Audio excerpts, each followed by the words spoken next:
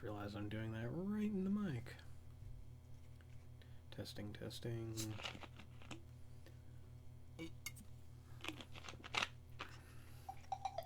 Testing, testing.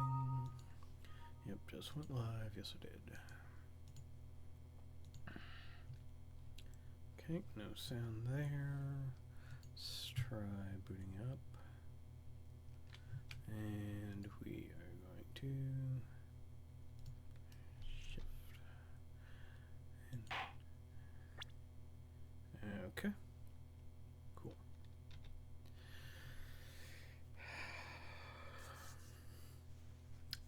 It's saying I'm still offline. That does not rejoin. Okay.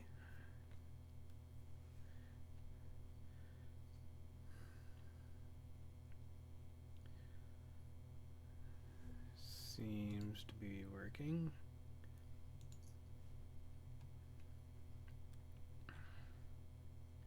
Wish I could resize that. Oh well. Okay, seems to be holding. Video's there. Webcam. Who's all here? Move on me. Lovely.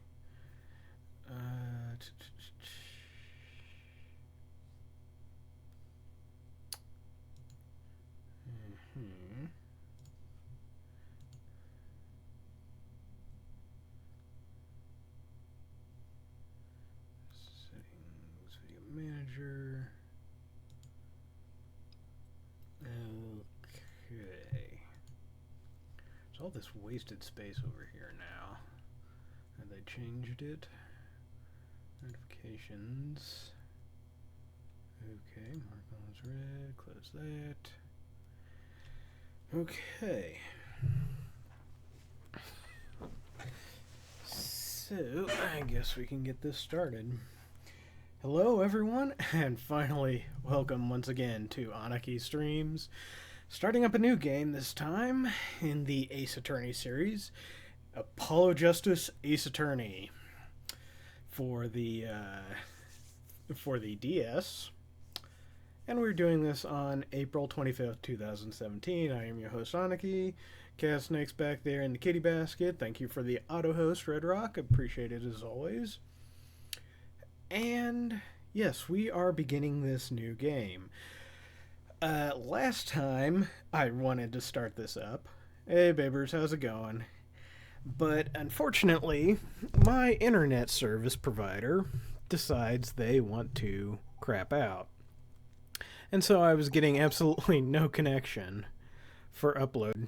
It just kept dropping frames. I don't care about Crunchyroll. Jesus, I told you to stop emailing me, assholes. Okay, sorry about that. Need to take my medicine. So yes, last time I was having issues with the upload, not wanting to work too well. This was extremely bumpy, dropping frames left and right. It was just a slideshow, and it sucked. Then, on top of that, my webcam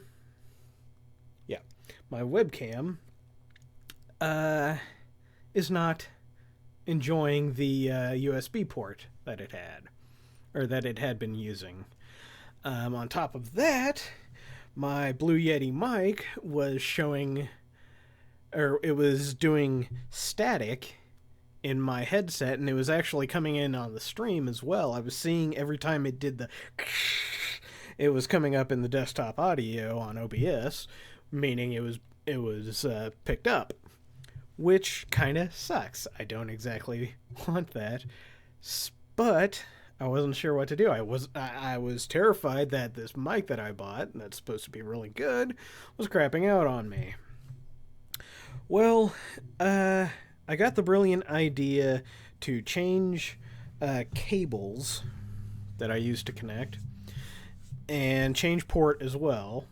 Maybe one of those things would fix it. I don't know, but it appears to have done so. So, yes, with any luck, this will be the new setup for my thing, except I gotta reorganize because I got cables going all over the place right now. It sucks. Boy. So enough bitching. Let's get to this new game. This was the first game in the Ace Attorney series that was developed specifically for the DS, the DS line. The previous ones were originally built for. They were originally on the Game Boy Advance in Japan, which is cool, except when they brought it over, they just decided, hey, we got this new console out. Why don't we try and pull all these games into the new system and figure out how to program for that? Or I don't know what their rationale was for it instead of porting it, but I'm glad they did. But this one is strictly for the DS line. Not that that's saying much, because there's not really a whole lot that actually uses it. I believe it's been a while since I played this one, but I believe some of the evidence involves, rotating and manipulating and stuff like that. And making use of the touchscreen for that kind of stuff. So maybe, with any luck, it will prove its worth. Story-wise, however, it's not one of my favorites. And it actually starts up with the reason why. So let's get into it now, shall we? Okay, new game. Turnabout Trump. No politics. No politics. Moving on. It means Trump as in Trump card, but that word is still taboo around here. So let's move on, shall we? Episode 1, Turnabout Trump.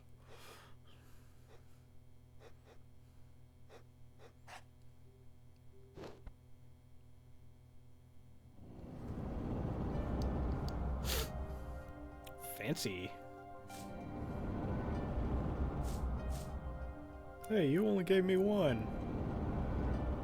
Showdown time.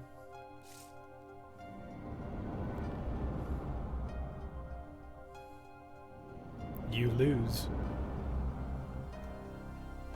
Urgh! Ink!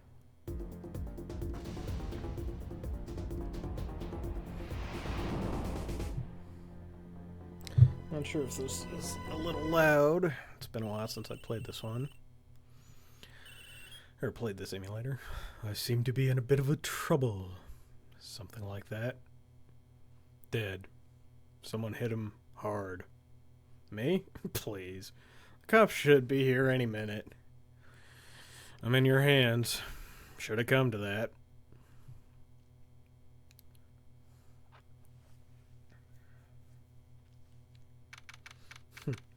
April 20th, 9:37 a.m. District Court, Defendant Lobby number 3. Yes, so we're back to the familiar setting. We have a bit of a conundrum with this system, or with this game, because Phoenix Wright is, in fact, in this game. Even though it's called Apollo Justice, and we play as Apollo Justice. Excuse me. But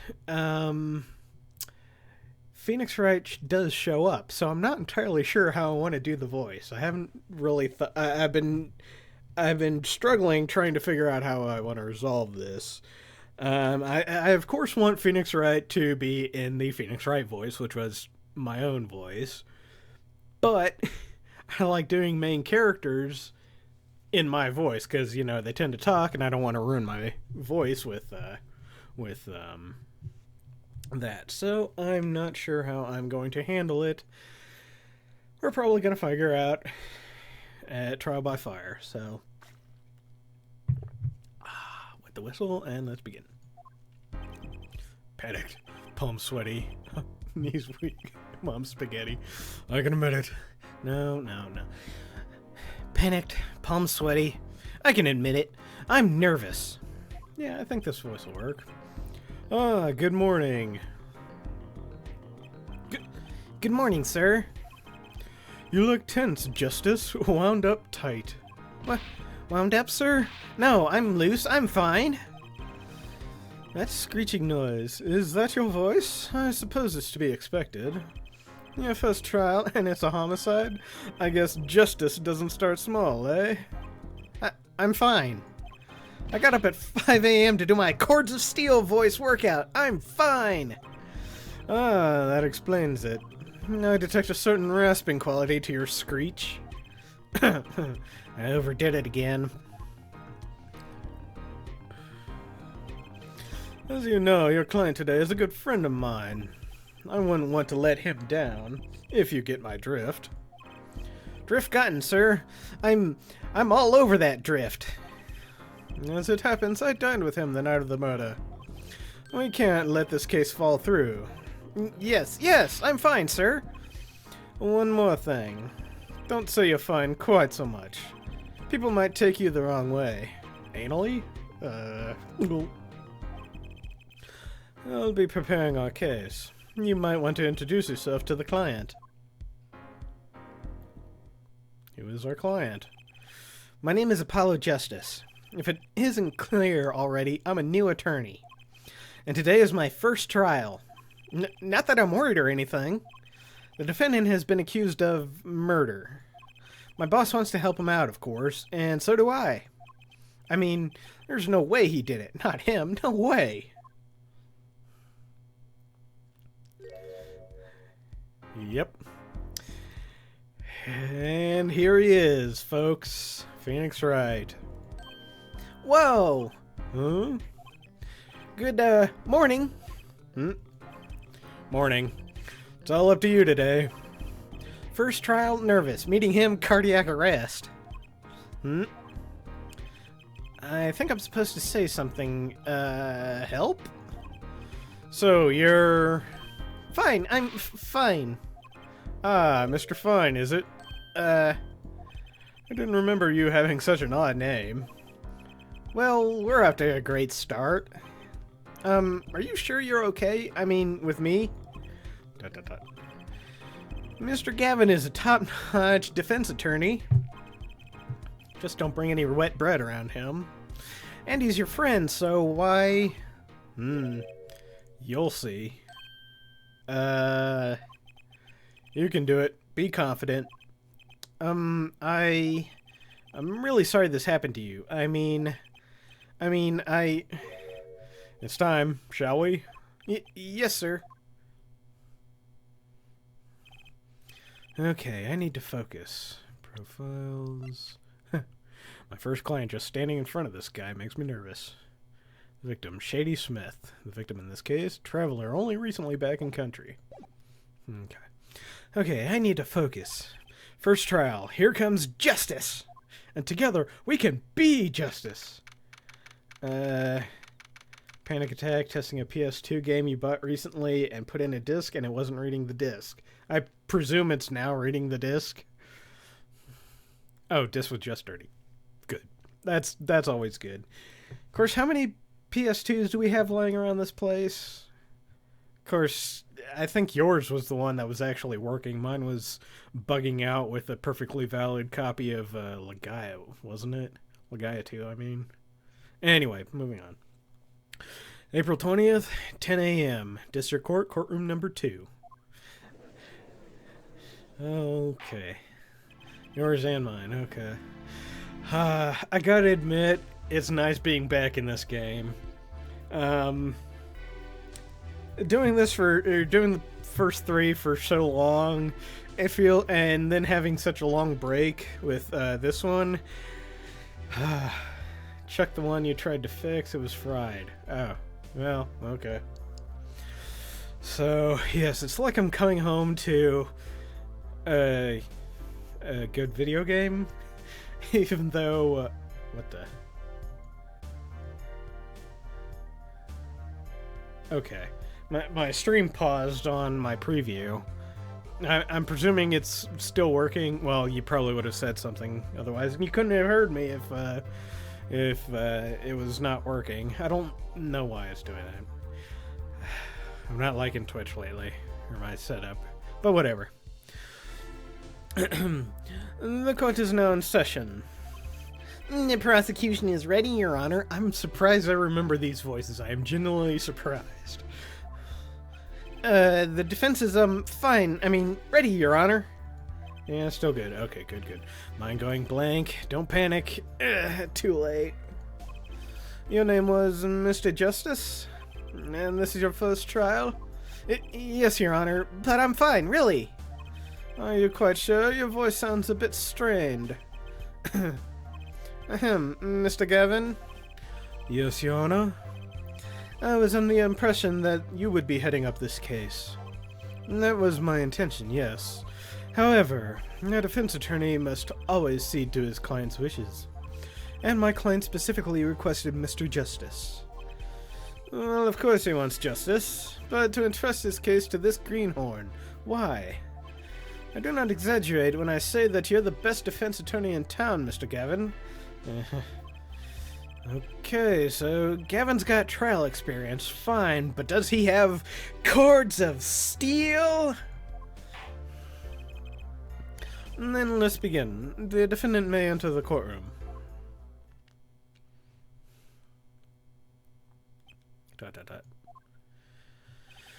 This is truly an unfortunate turn of events. I'm sorry we had to meet again under these circumstances. Long time no see, Mr. Wright.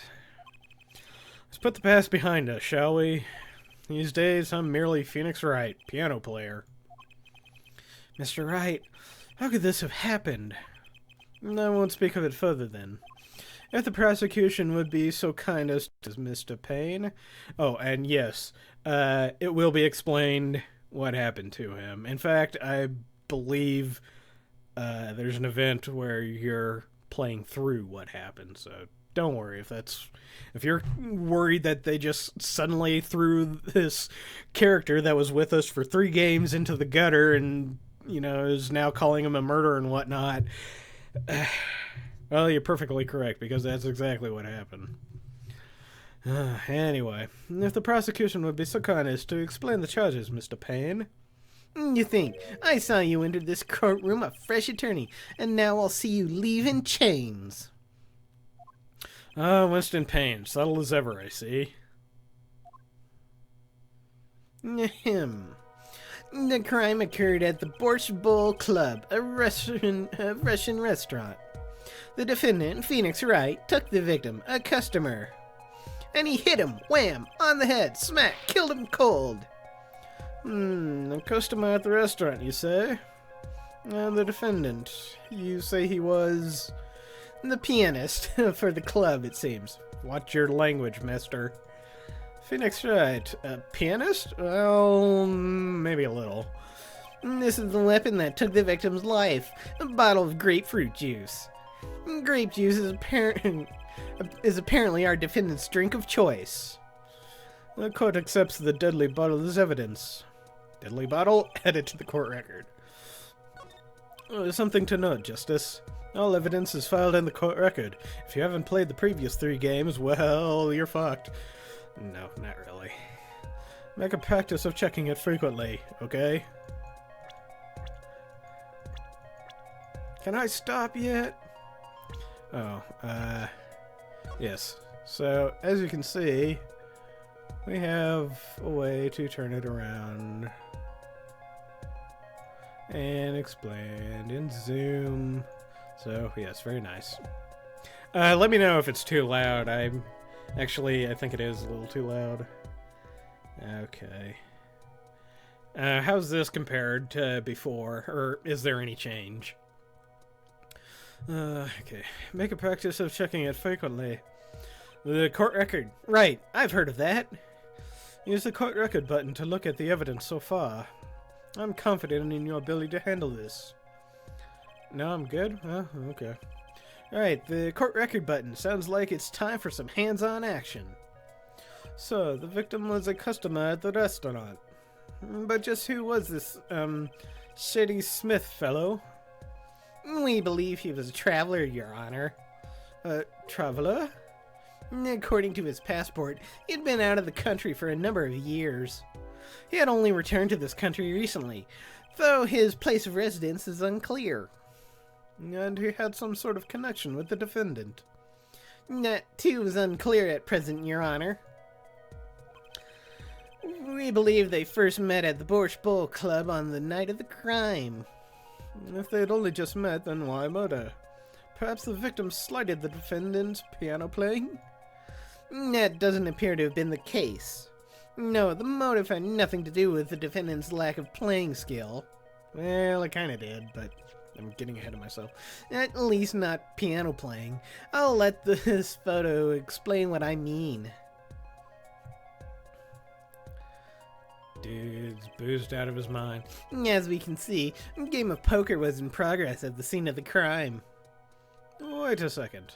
Isn't poker gambling? That's a crime in and of itself. Oh, it's just a card game. Indeed, it appears our defendant has fallen to become the basest sort of criminal.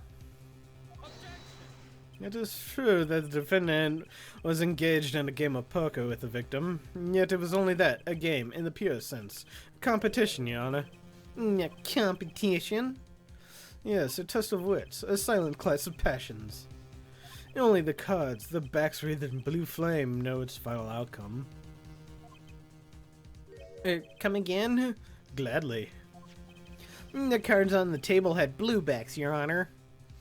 I believe the defense was waxing poetic in an attempt to mystify those present and impress women. That will be our first order of business here, then, impressing women. To find out more about this fatal game of cards. Very well, defendant. You will testify to the court about the poker competition held the night of the crime. My pleasure. This is it. My first trial. Here goes nothing. In this testimony, the competition. I'm a pianist by trade, yet I can hardly play at all. My real job is to take on customers over at the poker table. The room where we play and the competition in there are the club's main attractions. The rules are simple. We play a game of poker using 2 decks of cards. That's all it is, a game. And our customers are happy. A pianist who can't play piano? Better than a defense attorney who can't defend. Very well. The defense may begin the cross-examination. Right, Your Honor. My first cross-examination. Don't blow it. Are you alright? You're sweating bullets. Bullets? Where? It's a figure of speech, Justice. Your voice sounds strained and raspy, too. My brain feels strained and raspy, sir. You've watched me perform cross-examinations many times. Though you've never done one yourself, have you? Care for a refresher? What to do? Should I ask Mr. Gavin for a refresher course on cross-examination? No thanks, No need for help here, sir. I think I've got this one covered. I think you'd better do more than think. You know it, or you don't know it, or you do not. I'm fine. The cords of steel are ready for battle. My weapons, press and present. Find any inconsistencies and lies in the testimony and reveal them to the court. Yes, I know. This is cross-examination. Learn it, know it, do it. Inconsistencies, lies. Phoenix Wright? As if Phoenix Wright would never lie, and it's up to me to prove it. Oh, did the Phoenix Wright voice, not the apologist's voice. The defense may begin the cross-examination. Okay, competition. Okay, I'm pianist by trade. I can hardly play at all. They pay you just to play poker? That would seem to be the case. I am a professional, after all. Bah, do I detect pride in that statement? It's just for an honest, hard-working member of society like me to imagine. Yes, your imagination was always a bit limited, Winston. What? I played poker for 7 years in that little room, and I've never lost once. What? You see why the customers come now? Defeat the undefeated poker champion. It's quite a draw. That is, quite a draw. Wait, you've never lost once? Not even one time? As I said, I'm a professional. He's played poker for 7 years and not lost once? Is that even possible? Yeah, technically, yes. The room in the crime scene photo is an attraction? It has quite a history, actually. The Borscht Bull Club used to be a gathering spot for black market types back in the day. Black market? All in the past, things like the black market are only on the silver screen nowadays. Suffice it to say that there were a lot of deals being made under the table. Right there in that room. A smoky room, gambling hoods, you know. Just looking at this picture makes me feel bad. Bosses gather around the table, cutting deals safe from the eyes of the law. Meanwhile, a goon keeps watch through the small window. I can practically picture it now. That window does look like it would be good for keeping a lookout for but little else. The room had a few other tricks to it. That was common knowledge to our regulars. At any rate, they came to play poker in a room steeped in history. Despite the dark past, it was all just good, clean fun.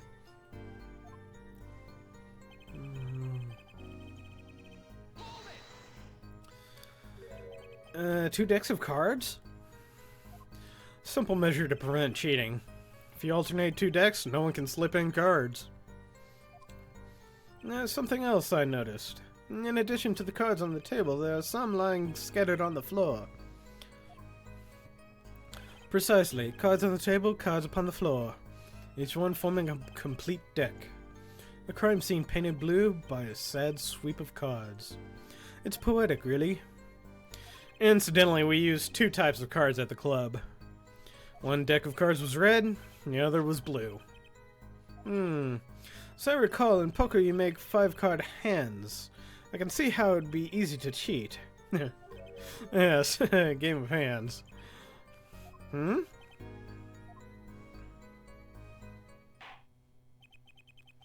This competition you're talking about. I believe the court understands the nature of the game sufficiently. That's right. It was a simple card game. It was a simple game after all. Are you sure? People are not murdered over simple games, Mr. Justice. Defendant, you were in the room the very moment that the crime occurred. And you claim no connection to the crime? Well, that's strange. What's strange? I was testifying about the competition that night. Asking me about the crime at this point is against the rules, Your Honor. Of course, I expected to hear a cry of objection from the defense. I completely let that one slip by. Don't despair yet, Justice. Sir? Right. There's something I'd like made clear. Namely, your connection to the case at hand. And I'd like you to hear it from you. Sure, why not? Very well. The defendant will amend his testimony. Just one little press. And I've got myself a whole new testimony. Plead silence, but I will say I never touched the murder weapon. Where's the defendant?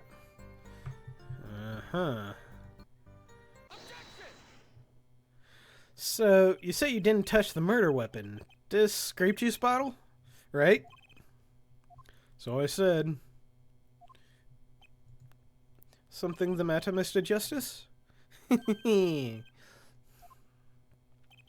Too bad our new defense attorney never learned how to play dumb. What's this, Mr. Payne? I examined the bottle in question, you see. And it was covered with the defendant's fingerprints.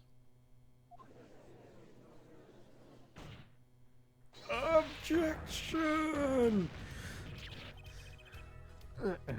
Yes, kitty. Objection! No need to shout, Mr. Justice. I can hear you just fine. Okay. Excess yelling can damage the judge's ears, and in our case. But what about my cords of steel? See, that right there is one thing that always seems a little odd. Rather than Phoenix Wright, where he puts his hands down on the thing, Apollo does, which, yeah, it sounds more closer to the sound effect that happens, but it seems, I don't know, childish, desperate, kitty butt, I don't know, whatever. Anyway, what's so strange about fingerprints on a bottle in a restaurant? Well, that's true. The prints alone don't prove he did.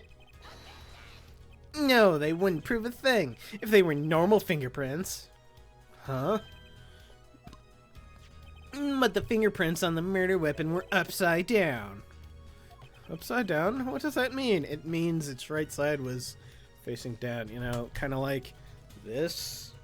I don't know, maybe. It means he was holding the bottle inverted, and there can be only one reason for that. I don't know about that. Yes. To brain someone with the bottle. Oh yeah, and he looks like a total spaz when he gets taken off guard, like, you know. Mr. Gavin, I think things just took a turn for the worse. Oh? I see no problem, Justice. Huh? The only thing that matters is the truth. There's a good reason for everything. You'll see. Defendant, can you explain your fingerprints on the bottle to the court? I stand by my plea of silence regarding the murder. For now. Not very cooperative, are you? This could hurt your case. I'm sure he's uncooperative because he's hiding something. There must be some reason. Your Honor, you seem to have forgotten something. And what might that be, Mr. Gavin? On the night of the crime, who was it who reported the murder to the police? Reported? Well, that was the defendant, Mr. Wright, but still, that... Really? Yes, well, according to the case file, the murder was reported from near the scene by a call from the defendant's cell phone. Near the scene? Let's take a look at the diagram of the murder scene, shall we? The victim was murdered in a small room in a basement 2 floors down from ground level. Of course, cell phones can't get reception so far down. The defendant used the stairs in this hallway to go above ground. The call came from the 1st floor of the restaurant. I see. And this is the phone that made the call? Right, cell phone added to the court record. The defendant could have just fled the scene of the crime if he so chose. Yet he fulfilled his duty as a citizen and reported it to the authorities. And you claim he is being uncooperative? Yerk. Nice save, Mr. Gavin. I'd better not waste this. I think the prosecution has toyed with our client enough for the time being. Toyed? I assure you, no one is more serious about... What was it you said? The defendant was in the room the very moment that the crime occurred? How can you possibly know this? That's a good question. How indeed? The answer is simple, Yana. The prosecution has a decisive witness. You're as good as they say you are. So, someone else was in the room the night of the crime? That must mean they witnessed the crime. Everything up till now has been a warm-up, Justice. Are you ready? Very well. The prosecution may call its first witness to the stand.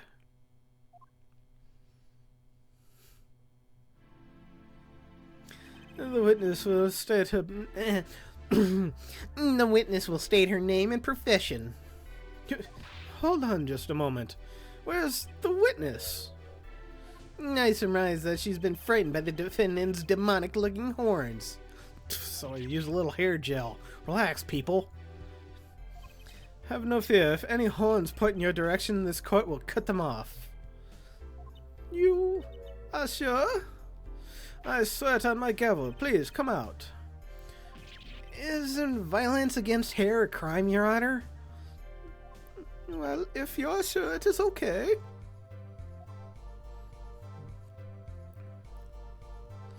Ahem. No, the prosecution... Wait a minute. Would the prosecution care to explain this witness's, paraphernalia?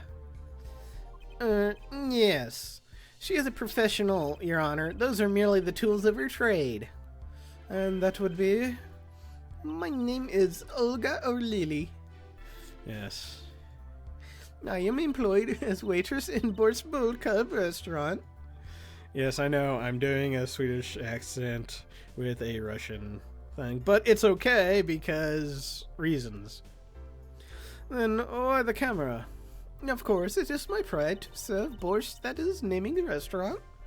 But I also perform, how is it said, other service, hand jobs, blow jobs, and butt rubbings.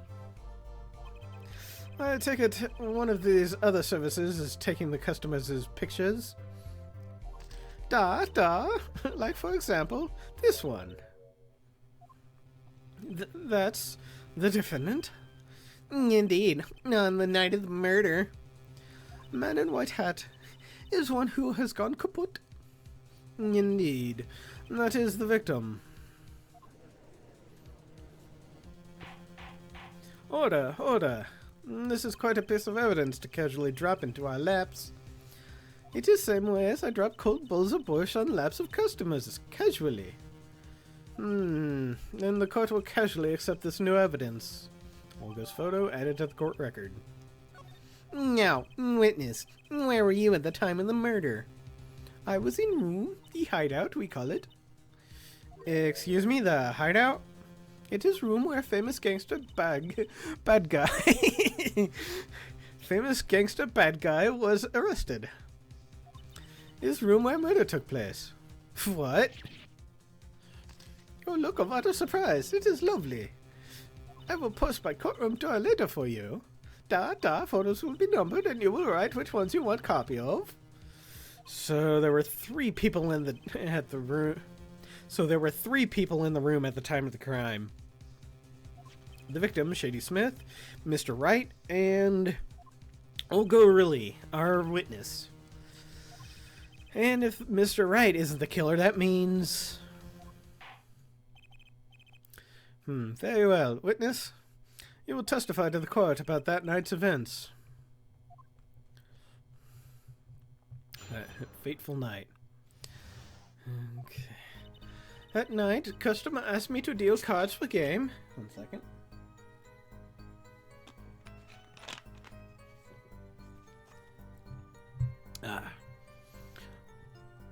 It was cold. Both players played with hats on. The victim, he plays whole time with his hand on locket on his neck.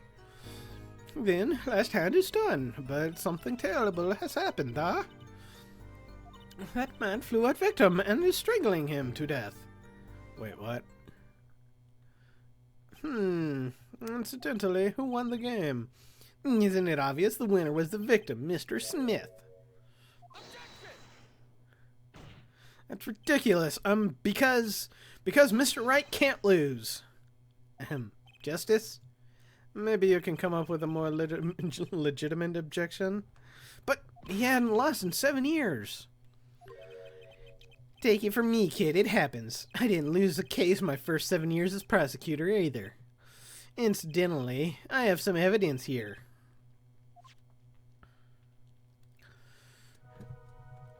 These are the poker chips as they lay the very moment of the crime. The hand and chips on this side belong to the defendant, Mr. Wright. Those on the far side belong to the victim, Mr. Smith.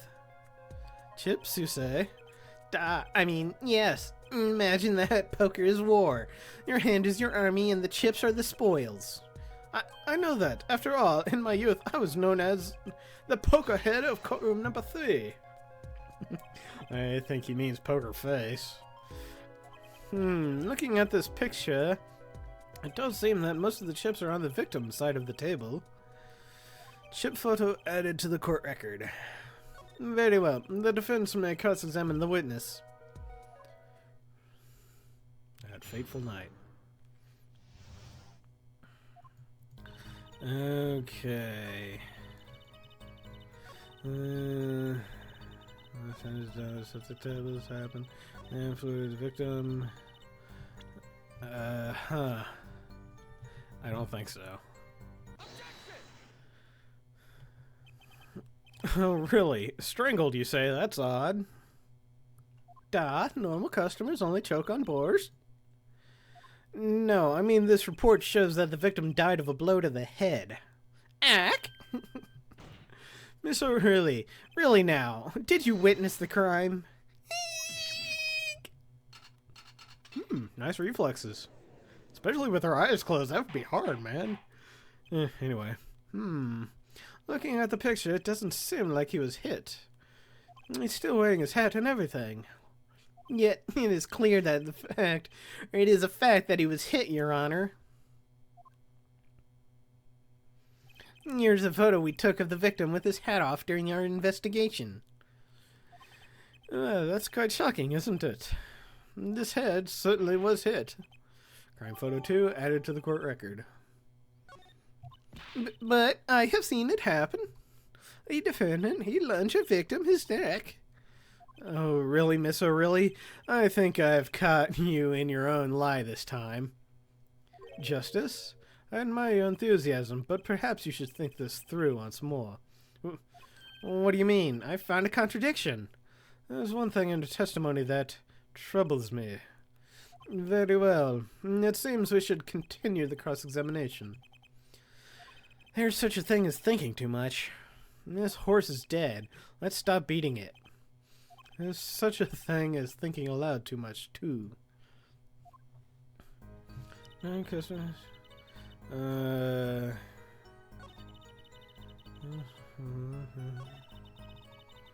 what? Yeah, there's no locket. You know, there was one curious part in her testimony, just like Mr. Gavin said. But what does it mean? Mr. Justice, would you care to explain what it is you're thinking so intensely about? Recall the testimony, Your Honor. The victim played with his hand-on locket at his neck, I believe she said. I hope you aren't about to raise an objection to the witness's grammar. No, but look at this paragraph. Do you see a locket on the victim's neck? Well done, Justice. I'm impressed. I knew you'd be able to handle this. But what does it mean? If we are to believe this witness's testimony as is, then the locket disappeared following the victim's death. Lockets don't just disappear, Your Honor. It's quite simple when you think about it. If the locket is gone, someone must have taken it off, no? Taken it off? Wait, you don't mean... The defendant wasn't strangling the victim at all. He was taking off his locket. Wouldn't that explain it? Ah. Erk. Defendant, what do you have to say to this? Say. Yes? I just noticed this, but... You have something hanging around your neck, don't you? Oh, you mean this? Yes, it's a locket with a photograph inside. Photo of my daughter. Come again? Oh, I think you will. Yeah, I think you already did. Mr. Wright, you have a daughter? We confirmed at the time of the arrest. The picture in the locket is indeed Mr. Wright's daughter. So, Mr. Wright has a locket too. Why don't I buy that this is just a coincidence? Well now, if the result of this poker game led to the murder, perhaps we should hear a bit more about the outcome of this game. Further testimony won't really be necessary. It's clear the defendant lost badly. Miss O'Reilly, you will testify to the court about the game played between the victim and the defendant.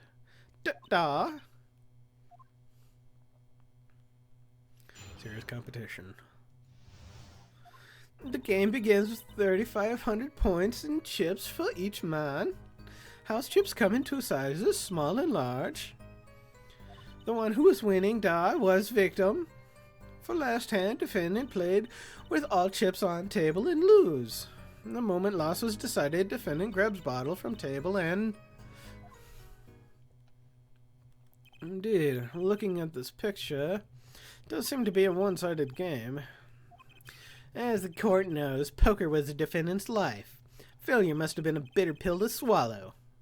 Ah, how many times have I heard these words? I done it in a fit of anger, Your Honor, and now I regret what I done. A common tale, but true. Methinks the judge won't.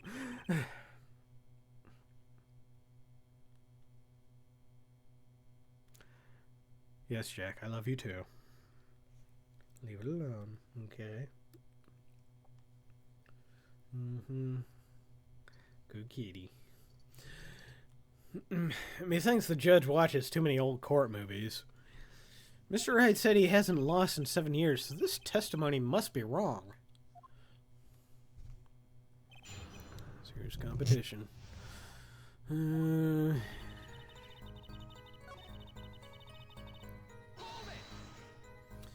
Are the chips in the photograph all the chips that were used? Of course. Something's fishy with these chips. Should I press harder? Maybe you could explain about these chips. Explain? What is there to be explained? Poker chips are poker chips. They're not fish and chips. Not a chip off the old block, not a motorcycle in... I didn't see that. Thanks. Now that I pressed her, I better ask something. What are these chips worth? Are they in dollars? Rubles even? Yet, I have been saying before, it was game, not gambling. Hard perhaps for capitalists to understand. 2 types of chips, 100 points chip and 1,000 point chip.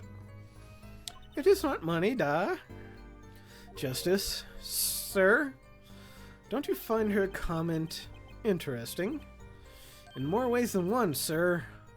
I'd have it added to a testimony myself. Well, does the defendant want, or the defense want the witness to add her testimony? Yeah. Yes, I do think this deserves further scrutiny. Add it to the testimony. I wish I knew where I was going with this. Very well, witness, if you would be so kind. Your Honor.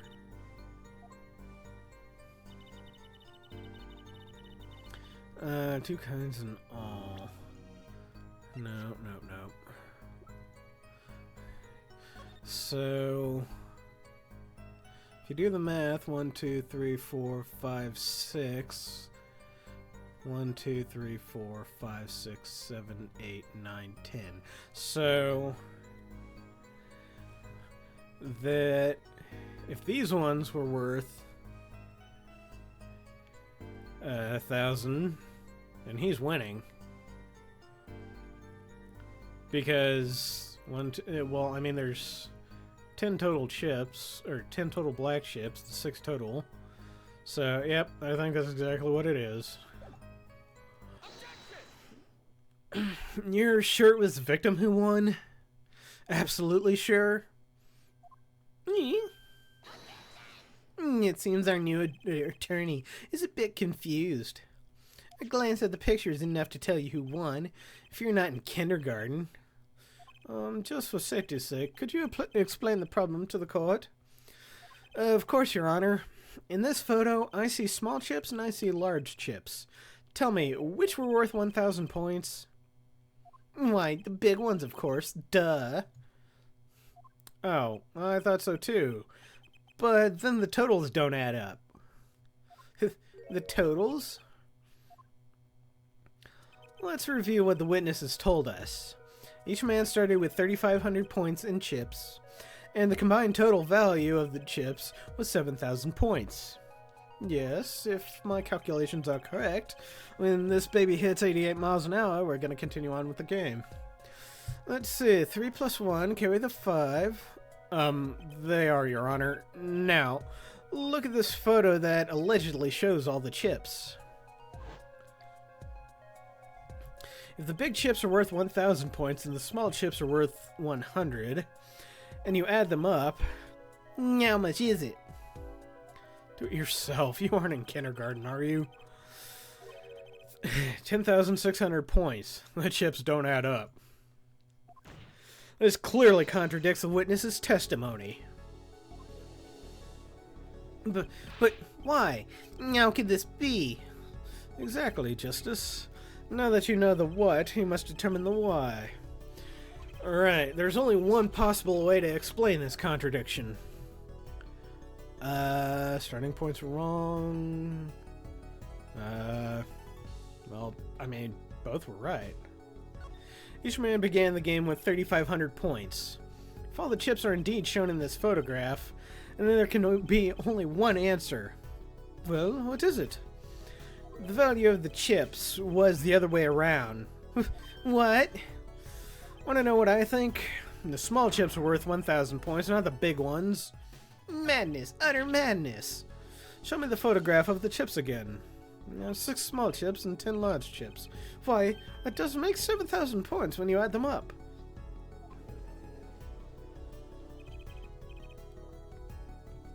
Excellent work, Justice. It's almost as though you figured it out by yourself. Huh. Well, I'm just glad I was the one who said it. But wait. The value of the chips may be different, but that changes nothing. Indeed, the victim did have a large number of chips still. Ah! Exactly. If the small chips are 1,000 points and the large chips are 100, let's do a little math. Add up the points for each side of the table. The victim, Mr. Smith, had 2,900 points, and the defendant had 4,100 points. Well now, it seems that Mr. Wright was winning that night after all. That's impossible. My client had even less reason to kill the victim. After all, he was winning. Yarg! Now,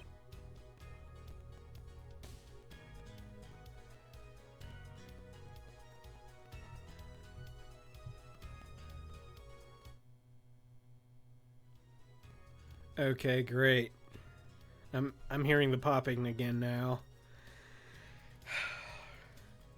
Very well could be my microphone. Actually, yeah, let's test it.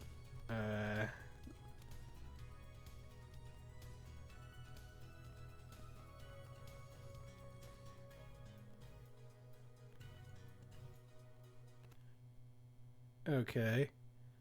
It's the game then. In this instance, at least. Well, that's odd.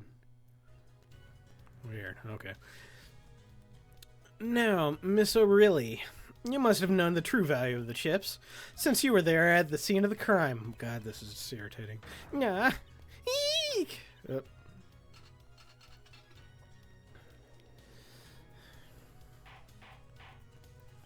Okay, that's getting on my nerves. I'm gonna see if I can load from a save state, and if that will work then. Okay, I think they fixed it. Order! It appears our defendant has lost his motive, and Mr. Wright's supposed defeat never happened. Yerk! We must now ask ourselves whether we can trust the... Excuse me, what is it, Miss O'Reilly? I did not want to be saying this, but actually, you see, you see what, Miss O'Reilly? What do we see? Excuse me. In the last hand, there was cheat. Cheat? You don't mean a trick? What? Or do you mean a scam? They're all the same thing. Yes, there was cheat in their last hand. That's why game ends with chips as they are. Great, just great. First we have lying, now cheating. Okay, I'm getting paranoid about this whole situation. Anyway. Well, this certainly has taken a turn for the interesting. Witness, will you please testify to the court? Tell us about the cheating in the final hand.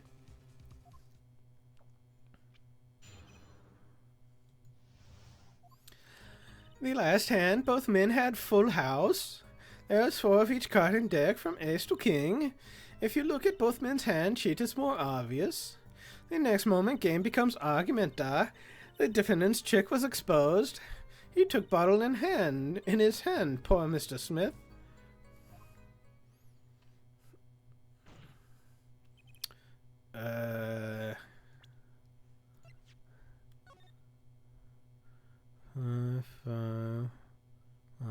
One. No.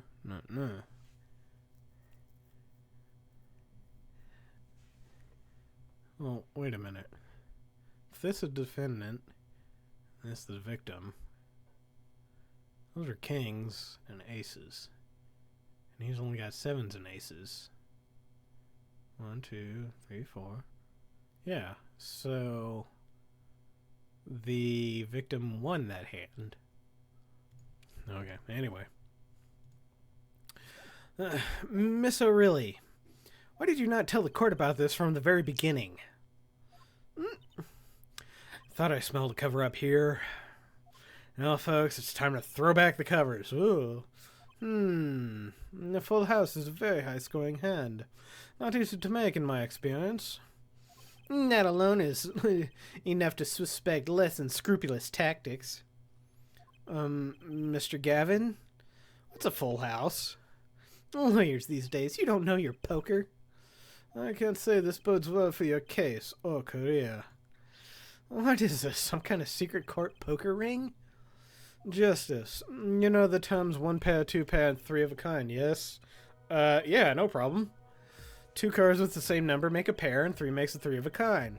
Good. Now picture a hand with 1 pair and 1 3 of a kind. That's a full house. It doesn't sound very easy to make, does it? You can see each You can see each player's hand in this photo. Wow, they both have full houses. We forget there's an easy way to make a full house and go undefeated for 7 years. You cheat.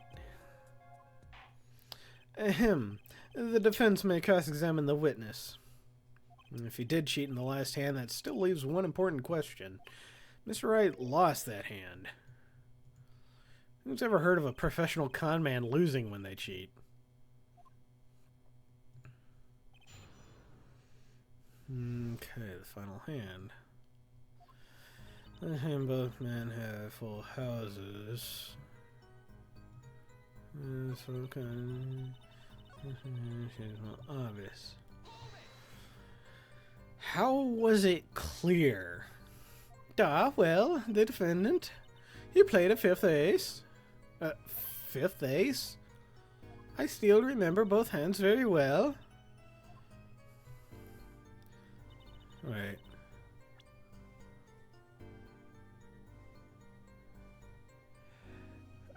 Wait a minute. No. Because, well, 1, he's got 3 kings and 2 aces, not 3 aces and 2 kings. 2, Phoenix had this club of spades, and because the card decks were different colors to prevent cheating. Okay.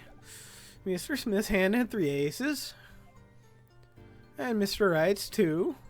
Obviously, cheating was afoot. Perhaps I should say a hand.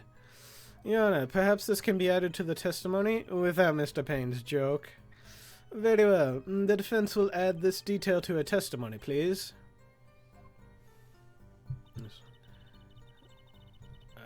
No. It appears that the witness is mistaken. Mistaken? But my name? Look, this piece of evidence clearly contradicts what you said in your testimony. That's the photo of Chips, is it not? Justice, perhaps you ought to explain your point in a way that the judge can comprehend. In other words, use your finger to point out your point. Okay. Yes, please, point out the contradiction in this photo. What particular point contradicts the witness's testimony?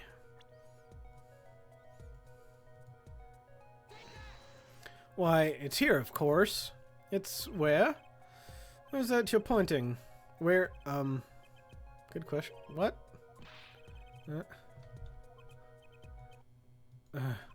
Okay.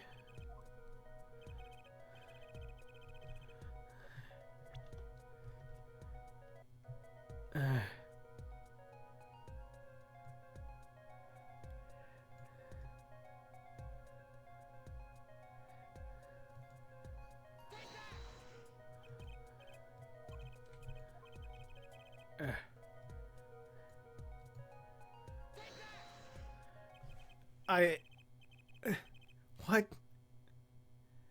Oh, you piece of shit game.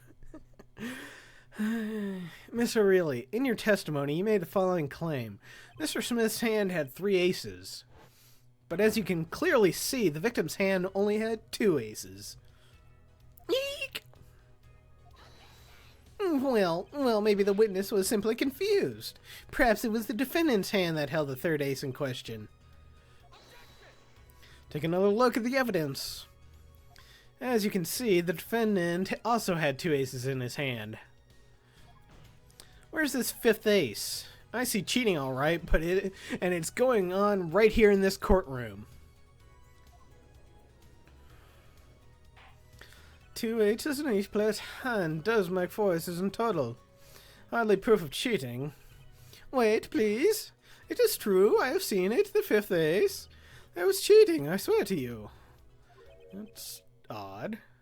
She must be lying, yet she's the most sincere I've seen her all day.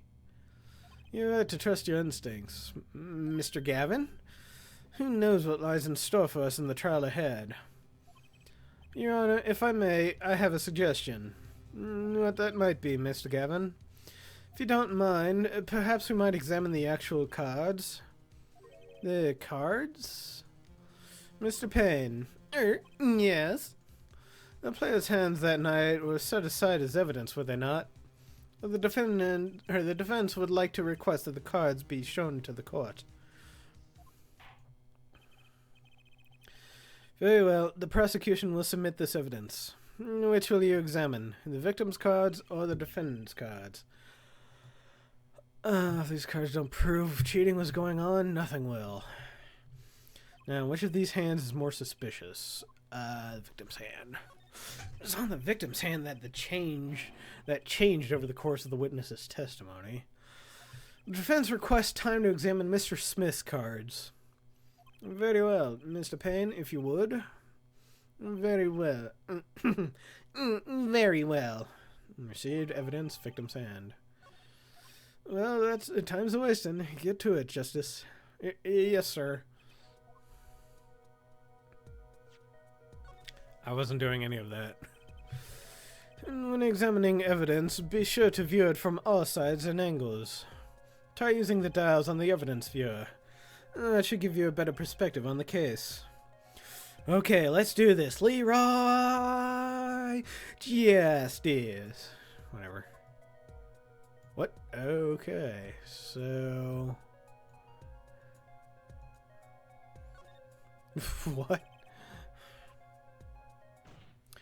Your Honor, look at this. One of the victim's cards. The back is a different color. Eh? That's impossible. But I put that card in right hand. What was that, Miss O'Reilly? No, yeah, I merely said, I have eek. Oh, hey, Floof.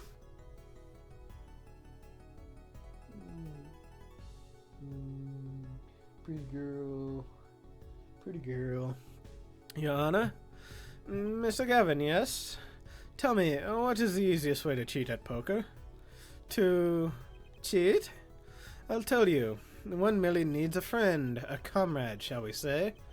The dealer. Ah! Wait, so you mean... This witness, Miss O'Reilly. Oh, hey, Floof. Hey, pretty girl. Oh, pretty girl. Yes, pretty Floof. You're okay. This is a safe place to be. Okay. She's the chit professional, I'd wager. Yarg! Order. Focus justice. Time to take advantage of her. I mean, of her mistake. Your Honor, please recall the testimony we just heard. That's impossible, but I put that card in Wright's hand. Ergo, Miss Olga really conspired to cheat. Not with my client, but with the victim, Mr. Shady Smith.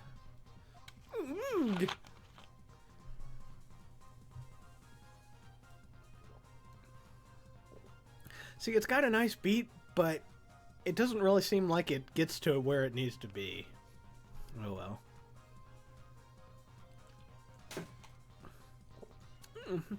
Not only did she cheat, she cheated poorly. Therefore, it's not hard to imagine an altercation between her and the victim. What? Wait, you don't mean... The defense isn't accusing the witness, Miss Olga, really, are you? Time for justice, and together we can be justice. There were 3 people in the room, and she left. There were 3 people in the room at the time of the incident. And if Mr. Wright isn't guilty, that means I am. I'm guilty? And the defense accuses the witness, Miss Olga O'Reilly, of murder. Eek!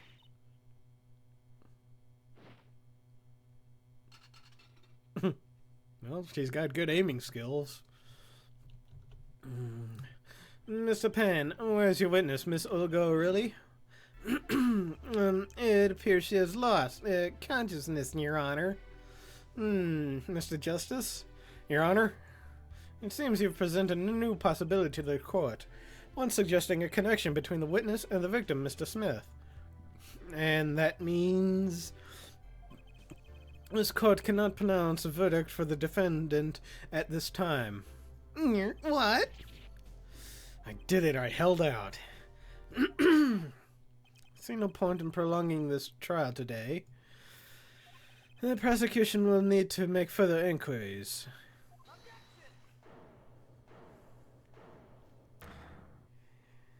Okay, I'm glad that they brought the original objection, but man, did it sound like they just...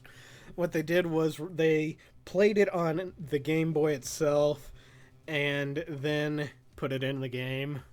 So it sounds not nearly as clear.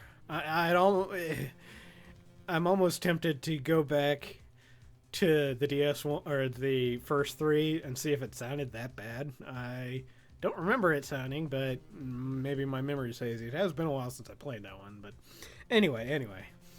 Mr. Wright? You can't end the trial here, Your Honor.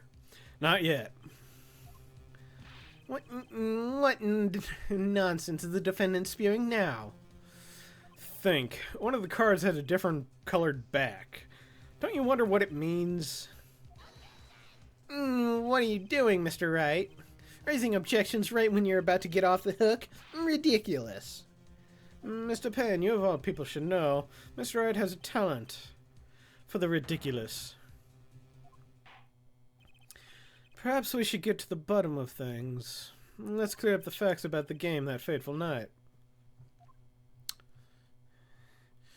As was said before, we alternated between 2 decks of cards that night. That was said before. The 2 decks of the club have different colored backs, blue and red. 1 color per deck. Why use different colored backs? For this reason, you idiot. If we use the same color, the 2 decks might get mixed. You used different colors and they still got mixed up. We used the red deck for the last game. I see. But that's odd. For some reason, I have this impression that you were using the blue cards. Yeah, me too. I'm sure someone said something about blue cards. Whatever. In the end, 1 card of the wrong color got into the mix. which means there was cheating. Yes, a card slipped into the deck would seem to indicate cheating. Yet this card raises two serious questions. Apollo? Yes? Let's consider the first question, shall we? Think, in the last game, when was the card swapped? When? There are three broad possibilities here. It could have been swapped before the murder, during the murder, or after the murder. Well, yeah, thanks for the news bulletin, Mr. Wright. Of course it was swapped. Oh. It might be as simple as you think, Mr. Payne, or it might not be. Yerk. I'd like to hear what Apollo thinks first. When do you think the cards were swapped?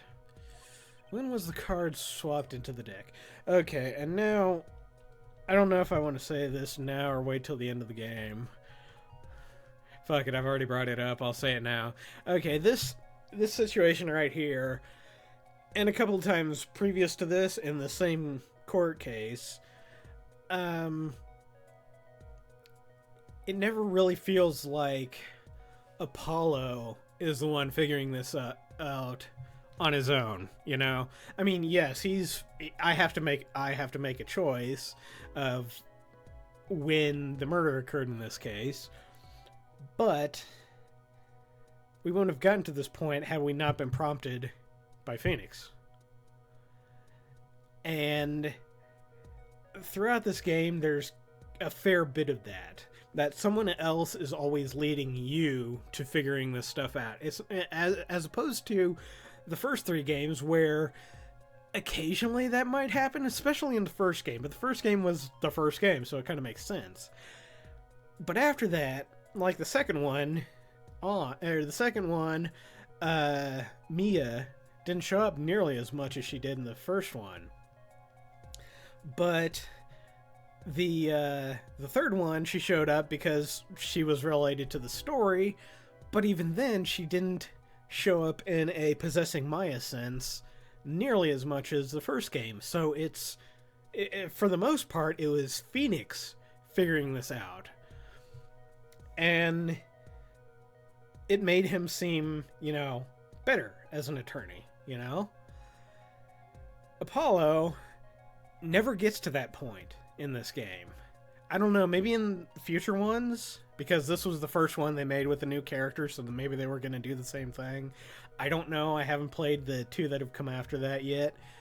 And fortunately, we might, after this one. But that's getting ahead of ourselves. But even still, in this game, in the first game, Phoenix was figuring stuff out without Mia's intervention. He was going to a place, investigating, figuring out, okay, this means this, that means that, this is connected to that in this way, oh, what if this is like that, that kind of stuff. I don't think Mia helped at all during the one incident where they're at the movie studio with the Steel Samurai. And for the most part, it was him. Apollo, that never happens. He doesn't grow within the game. And that's my biggest complaint about him as a character. Why I'm not such a fan of him. Not that I have much of a choice, but never mind that. But, yeah, that's... I'll probably go into that again. Did I stop streaming? No, it's still going. It just says I'm offline for some reason in the stats column. Huh, weird. Wonder if it's still recording. It still says it's recording. Okay, anyway, sorry, I got distracted. But yeah, it's one of the reasons why I'm not such a fan of Apollo as a character or this game. This game also has a lot more bullshit. Well, yeah, I see myself in the Okay, it just updated. It was showing offline in the stats column for the thing, and I was worried that it canceled, but no, I guess it just had to update or something. But yeah, it's one of the reasons why this one isn't one of my favorites, and it has a lot more of the bullshit you have to be really, really, really, really specific. It's Sierra game level of you have to be clued in with with the developer in some instances. There was a bit of that in the first game, but as you saw in this one, I clicked on the victim's cards, but apparently I didn't click on the right spot in the victim's cards. Anyway, am I going to do the Miles games? I might do the first one. I don't know about the second one. I might... I'll see how it is. Like I said, I have been... it is nice to be back in front of a Phoenix Wright game. I really do like the adventure games, I think. That one's doesn't follow the same format, though. It's different in its own way, but it's still interesting in its portrayal of it, I guess. So, we'll see. I do think I have it downloaded. I don't think I have the second one downloaded, let alone a patch for it to do because it didn't get localized here. But anyway, let's continue on. Okay. Perhaps it happened after the murder? What's that? Ridiculous. What's the point of cheating after the hands have been shown? That's silly. Oh, hey, Jack. Yes, but tell me, how do you swap cards during the game? I'll take silly over impossible. Take it from me, son. There's a lot of silly in this world, but very little impossible. You have the second one patched. We'll see. Oh, even when the backs of the cards are a different color?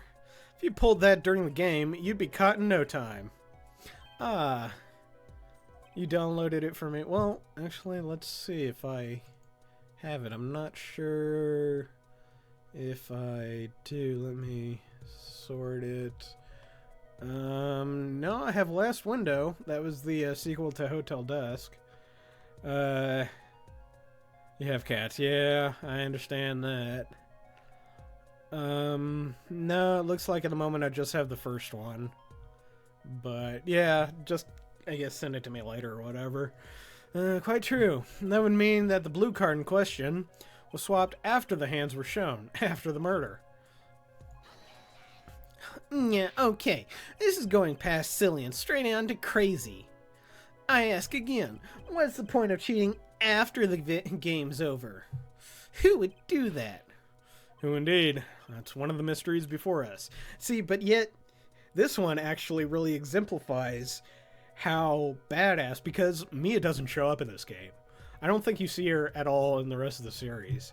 So Phoenix has finally gotten to the level that Mia kind of was at, where he's the mentor. He knows how the game is played, the game for lack of a better term. And so he's got, you can tell just by that grin, he knows a lot more than he's saying. And he does, believe me. So he's still Phoenix Wright, he's just not Phoenix Wright, Ace Attorney. Anyway, who indeed? That's one of the mysteries before us. That's another? Yes, a simple yet decisive question must be asked. Who swapped the red card for the blue card? Who? The game and murder is done. The victim is dead. Only two remaining in the room, remain in the room, alive, that is. The defendant, Phoenix Wright, and our witness, Olga O'Reilly. Actually, have it on my R4 card if you want to play it before the stream, so you're not going in blind. Well, I'd be kind of going in blind with the other Phoenix Wright games. But anyway. Okay. The one who swapped the cards wasn't Mr. Wright, of course. And, well, it doesn't seem like it could have been Olga O'Reilly either. What are you suggesting? It's hardly a logical conclusion, I'll admit. As a defense, I think it only makes sense for you to name Miss O'Reilly at this point. Yes, I know, but she was the one who dealt the cards, right? I just can't believe she would make the mistake of swapping the wrong colored card. And if the card was swapped during the game, it'd be obvious. Something you'd like to share with the court, Mr. Wright? Oh, my apologies, Your Honor. I think I was just thinking how much fun all this is. Fun? How about confusing? I have no idea what the defense is claiming, Your Honor. If the one who swapped the card wasn't the defendant, and it wasn't Nissa really, then who was it? Yeah, well, that's the question, isn't it? Precisely. Huh? I believe we're about to see this case take a new direction. A Gekten Saiban? A turnabout courtroom? A new direction? We'll find that, indeed, after the murder. Someone swapped one of the cards in the victim's hand, and that someone made two critical mistakes. I'm sure you're going to tell us that the first was swapping the wrong color card. Because the one who did the swap didn't know two colors of cards were being used. The other mistake was the number on the card. Right. Person replaced the fifth ace with a king. I'm sure whoever swapped it wasn't expecting there to be a fifth ace after all. They knew. All they knew was that the game had been won with a full house. So they picked up a king from the table and swapped it in. But there's one problem. According to our case record, this person doesn't exist. True, not until now. But you have to admit the possibility of a fourth person. Well, it's more than a possibility. There was someone else there that night at the scene of the crime. What? I believe the judge spoke truthfully earlier. You do make trials ridiculous, Mr. Wright. This trial has proceeded on one central assumption, namely that at the time of the incident there were only 3 people in that room. And I believe this new evidence, shall we say, overturns that assumption. The problem is that you chose to conceal this information from the court. I suppose that was a problem, yes. Court is adjourned for a brief recess. Mr. Gavin, I'll see you in my chambers during this recess. Certainly, Your Honor. Very well. The trial will resume in 20 minutes. Okay, that's one thing about this game. It is a bit on the lengthy side, which is good, you know, but I'm going to try and see if I can get through this trial. There's only 4 trials in the game, but I'm pretty sure it was the 3rd one that was particularly obnoxious. The 4th one's pretty long too. So, well, we got our money's worth, right, didn't we? Okay, April 20th, 11:52 a.m. District Court, Defendant Lobby Number 3. It was quite unexpected, Mr. Wright, to suddenly claim there was another person at the scene of the crime like that.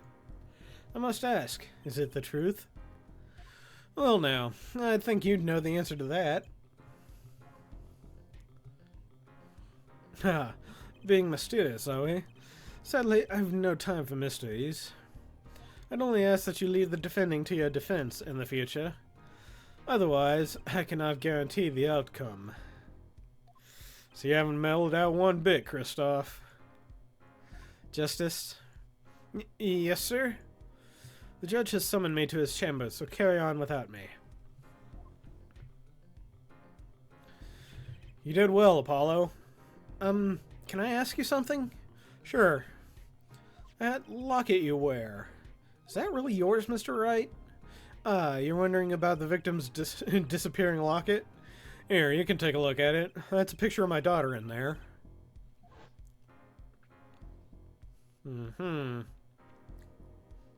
I'm just surprised to hear you had a daughter. Most people are. Perhaps you'll meet her one of these days. One more question. The one who cheated that night, was it you? What do you think? Huh? You know what happened 7 years ago? What I did? It's not unreasonable for you to think I might cheat. I never... Honest, but... It is odd that he managed to go undefeated for 7 whole years. Want to know something? There's only one game where you can be dealt bad cards all night and still win. Poker. Eh? You see, poker is all about reading your opponent. In that way, it's a lot like a court case. Poker is like trial law? Figure out what your opponent is thinking, and you win. Well, yeah, but that's harder than it sounds. I think not. Try as they might to conceal it, everyone reveals their true thoughts in the end. Their body language can become a valuable source of information. You're kidding! That witness, for instance, Miss O'Reilly. She would touch the back of her neck during certain parts of her testimony. Did you notice? No. Come on, who'd notice that? I noticed it. I didn't want to say anything, though. Words, habits, twitches, it's all information for the reading. That's the secret to winning, Apollo. Someone taught me, and now I pass the secret on to you. But I'm not worthy. I mean, there's no way I'll pick up on these signals. No, you can do it. Huh? You just don't know it yet. What's he talking about? But you will, soon. Almost forgot. One more thing. About this case. You should know, I haven't told the truth to anyone yet. What? I knew it. I have my reasons, of course. All shall be revealed. And, Apollo, I need you to be there, defending me. I need your power. My power? I had no idea my cords of steel were that special. It's time. The real trial begins now. Do your best. To be continued. Yeah, let's see how far we can get with this. Okay. Kitty Butt Jack, we all love you, Kitty Butt Jack. Why is your head wet? Okay. April 20th, 12:14 p.m. District Courtroom number 2.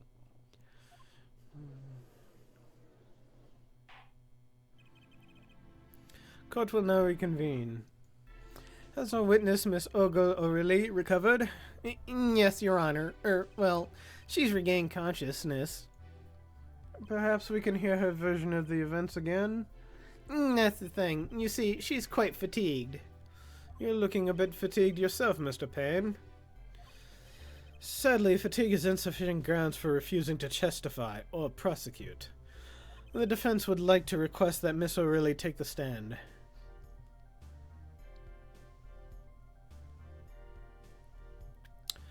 Okay, very well. The witness will take the stand.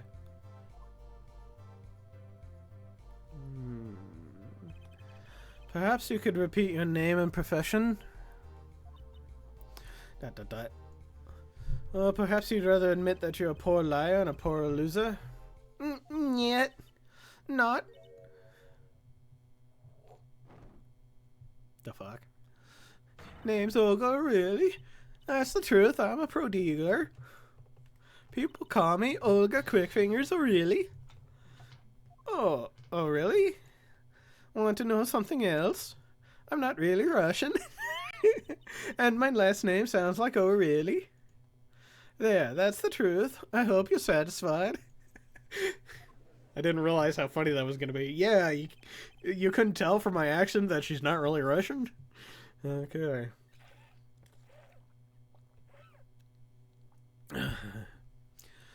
Witness, you will tell the court what you were really up to that night.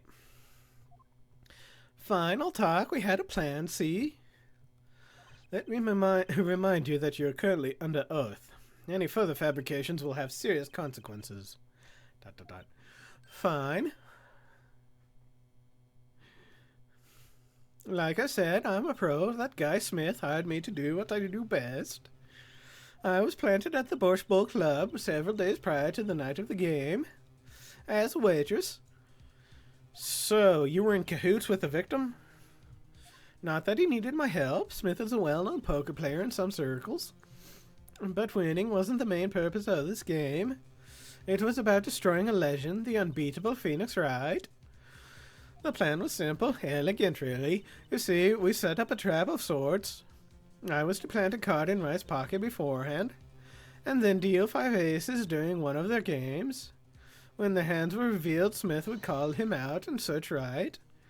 He would then pull out the planted card and the trap would snap shut. You swapped the cards. Exposed as a cheater and losing on top of it, it would have made a great double play. Just like that, the legend would be dashed to pieces. Indeed, getting caught red-handed at cheating would cast doubt on his prior wins. 7-year legend destroyed by one little card. That was the plan. Oh, really, oh, really. How droll. But it appears you made quite the mistake. Mistake? I agree, the trap was elegant. Yet, what happened to that planted card? Hey, that's right. He's lucky, I'll give him that. You'd have to be to slip free from a trap laid by Olga Quickfingers, oh really?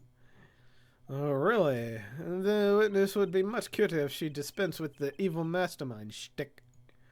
Cute? Who wants to be cute? I'm not cute. I'm bad. You hear me? Bad. When you're through being bad, perhaps you could testify to the court. Tell us about this trap and how it was sprung. The best laid traps.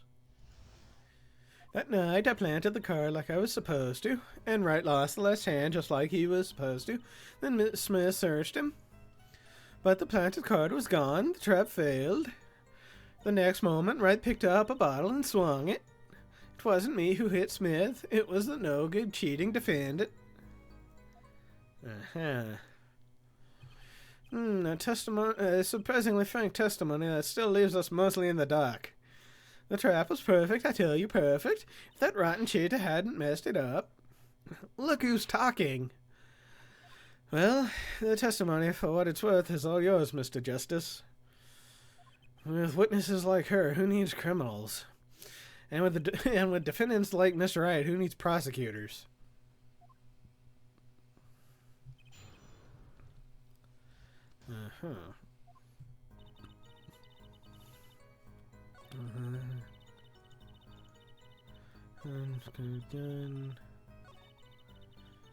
See, she's doing one of these, so I'm curious. Wait, isn't that a little odd? What's odd? You searched Mr. Wright, thoroughly and found nothing? Which means he didn't cheat, which means he had no reason to strike the victim. Well...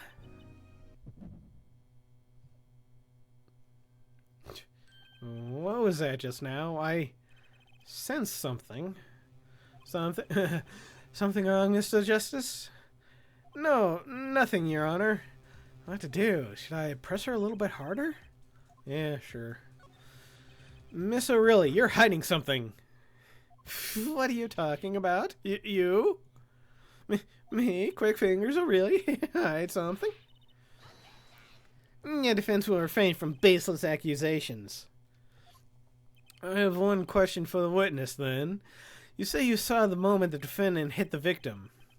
Is this true? Of course it's true. I did see it, honest. I saw it when Wright hit him. With my own eyes, I saw it. What's this weird vibe I'm getting? That witness, for instance, Miss O'Reilly. She would touch the back of her neck during certain parts of her testimony. Did you notice? Touching her neck, was it? Oh, yes, and I apologize for this. This is the perceive sound effect. And, yes, it's quite annoying, and yes, we will have to do it. Anyway, what's going on? This sensation. It's coming into focus. There, that twitch. It's so clear. It's like I could perceive her habit like I couldn't before. Perceive?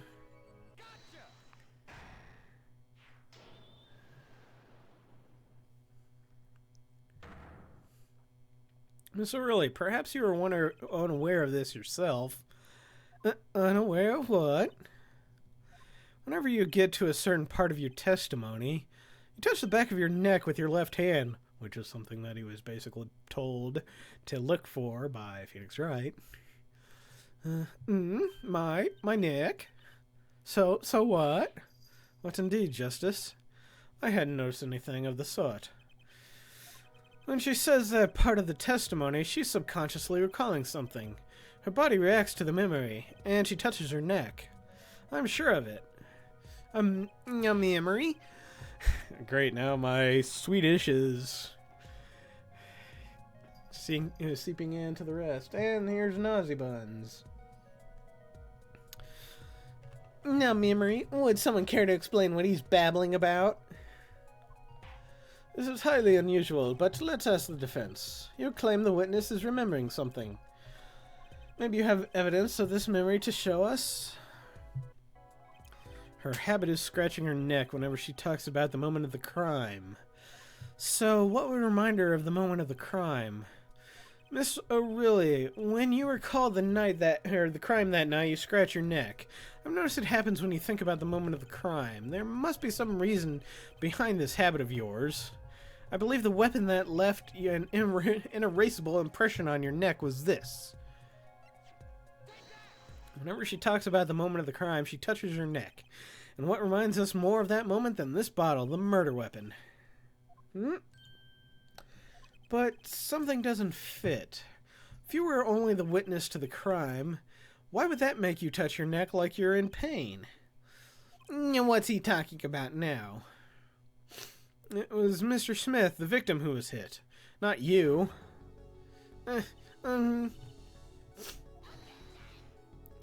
This is a cross-examination, not a cross-wild conjecture. The witness's habits, they're completely irrelevant. Justice, I'll admit, I'm a bit confused myself. It's certainly a unique cross-examination. I'll explain later. Just trust me. Now's our only chance to break her.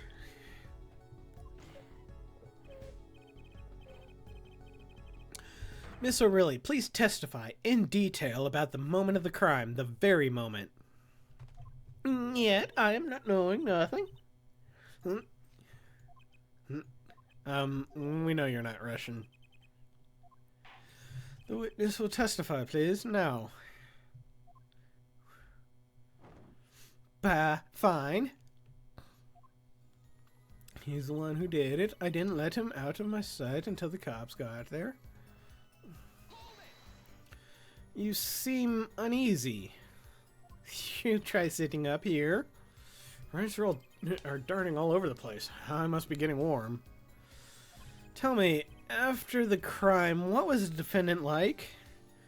Well, he must have been stunned by the weight of his crime. He sat in a daze at that table until the cops came.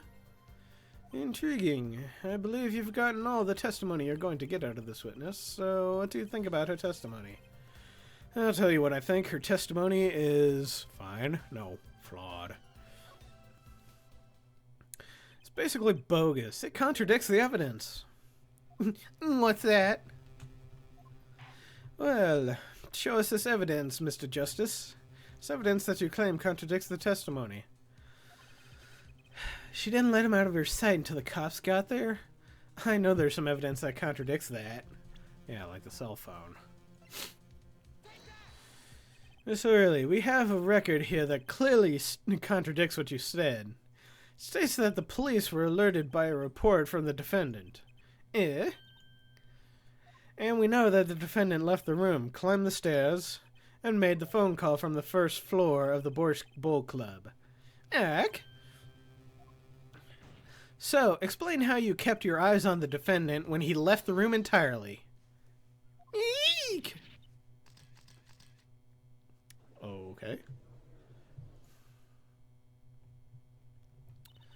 The old man who picked up a bottle and swung it at the night wasn't the defendant.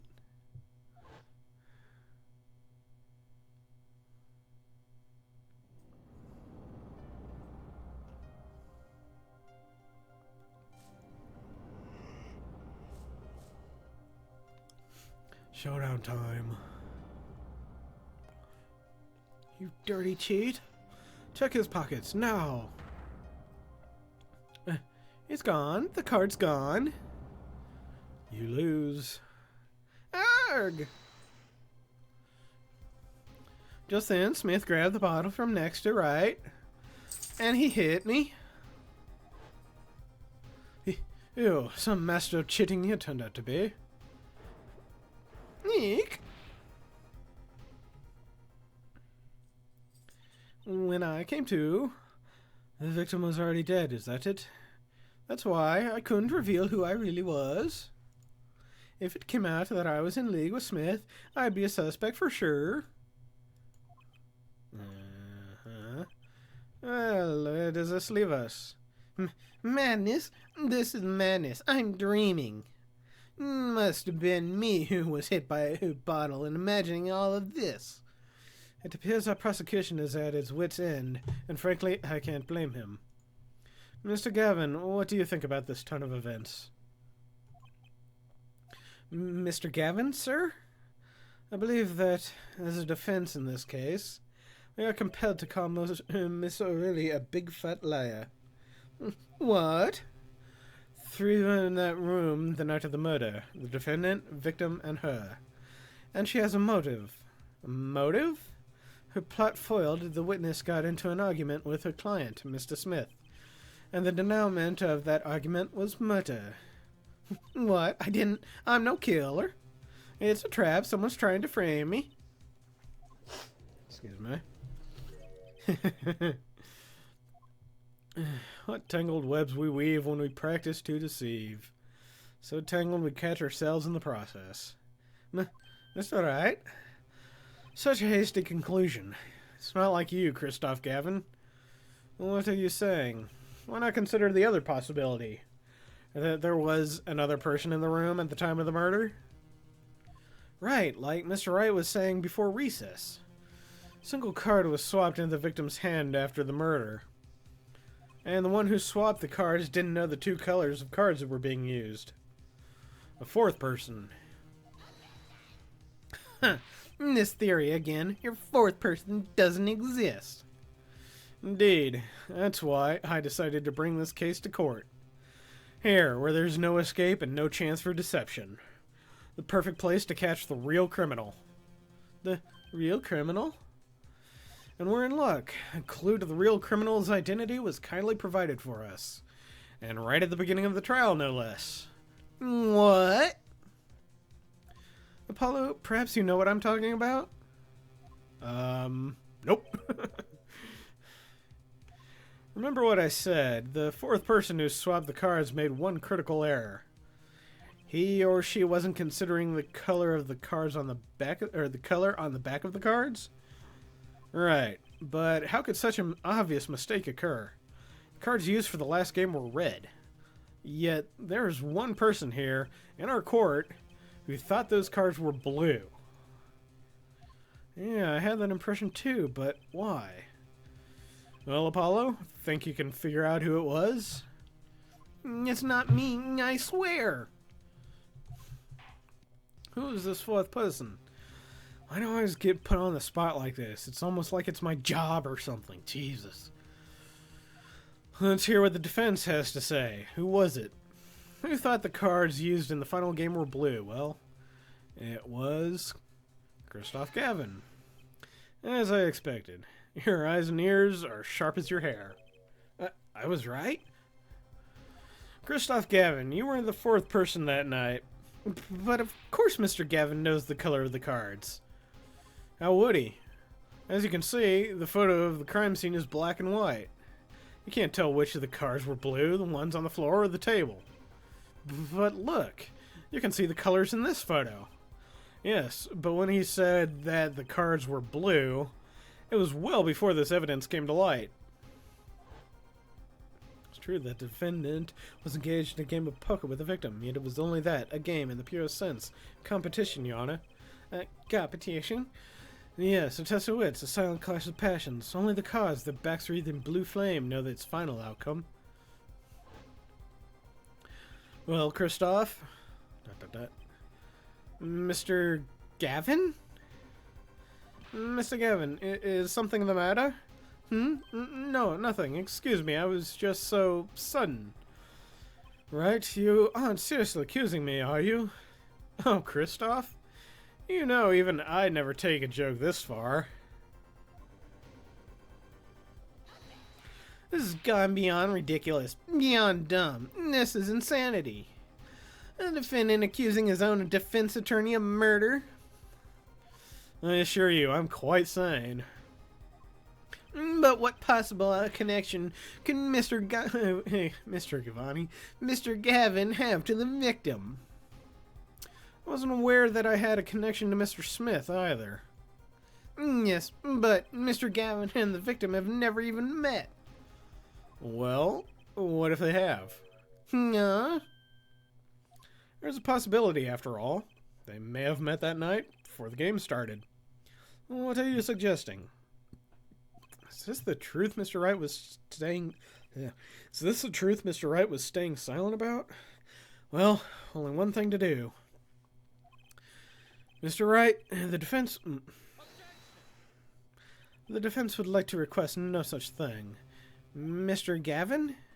Testimonies must relate to this case. How could anything happening before the game of poker be related? I'm not sure I follow, Mr. Gavin. As I explained before, the defense believes that Miss O'Reilly... Am I to assume you speak for Mr. Justice in this? He is the defense, not you. Mr. Justice, the matter of Mr. Wright's testimony is up to you. Okay, does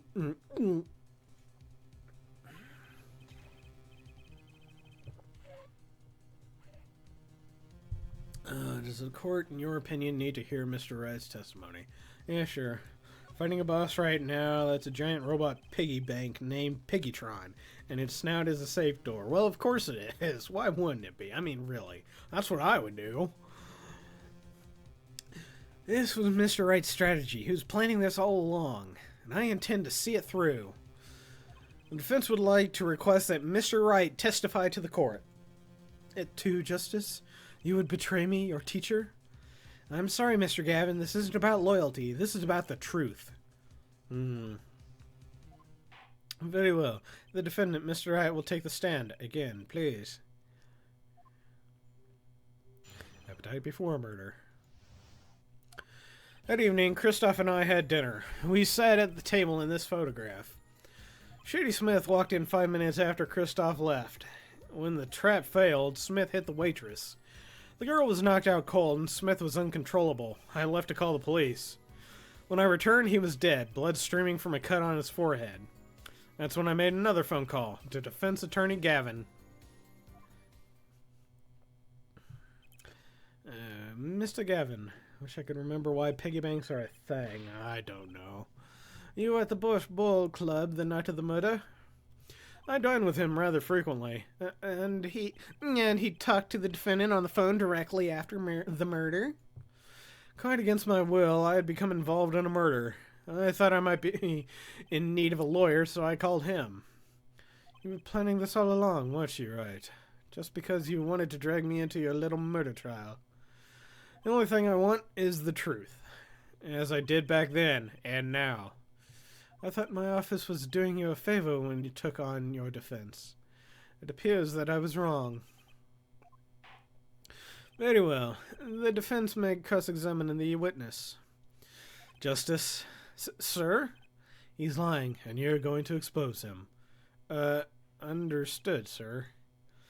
Mr. Gavin versus Mr. Wright. This can't end well. Why can't I have a normal trial? Well, just wait. Appetite before murder. Uh-oh.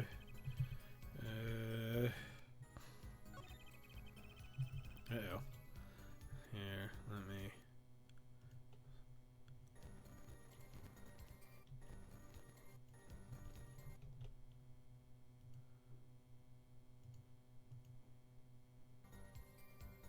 Okay. Shady Smith didn't find me when the trap failed. Okay. About this failed trap. I really wonder if that's from the game, the emulator. I know it's from the. It has to be from the game. That little crackling sound. I don't know if you can hear it, but it's driving me crazy. About this failed trap. This is the same trap that Miss Olgo really mentioned. The plan was simple, elegant, really. You see, we set up a trap of sorts. I was to plant a card in Rice's pocket beforehand, and then deal 5 aces during one of their games. When their hands were revealed, Smith would call him out and search right. He would then pull out the planted card and the trap would snap shut. You swap the cards. Just like that, the legend would be dashed to pieces. Yes, a harmless prank, in essence.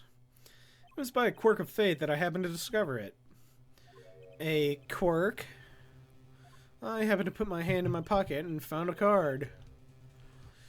The card she planted. Yes, I snuck a peek at it and found it was the 5 of hearts. I had a feeling something might happen, so I disposed of the card before the game. Disposed? Where? There's an empty bottle of grape juice I had been drinking right beside me. I threw the card inside the bottle. An empty bottle of grape juice? The murder weapon? Yes, I rolled it up and shoved it in. The colored glass makes it hard to see. A battle of wits between the deceiver and the would-be deceived. It sounds like terrific drama. Card inside the murder weapon. That's strange. Did the police miss it in their investigation? Maybe I'll take a look. That's alright. The poker head of courtroom number 3 approves of this battle of wits. Please revise your testimony with this new information. I discovered the trap in the game and disposed of the card in the bottle. Uh-oh.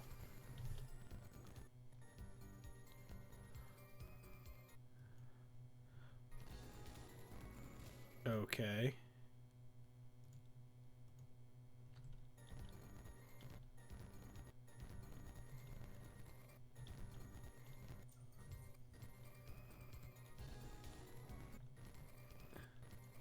Why is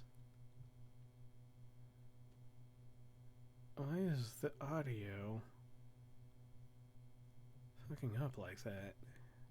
Sound settings. Sounds good. Okay.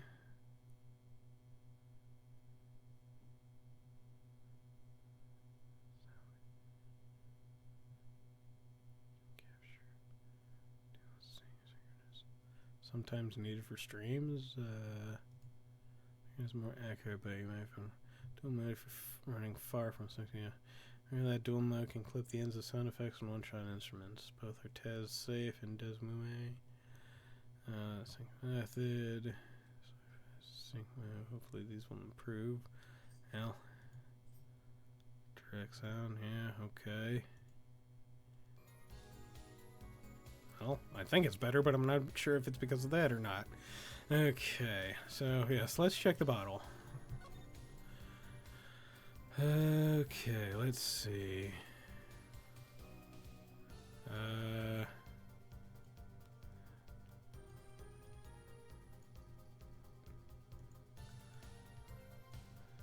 Salmon. Grape juice. How long has it been since I drank grape juice? Apparently it's Mr. Wright's favorite drink. I wonder how well it goes with borscht. Okay. What? Salmon. Bottle is completely empty. Huh. Okay. Bottle is completely empty. Huh.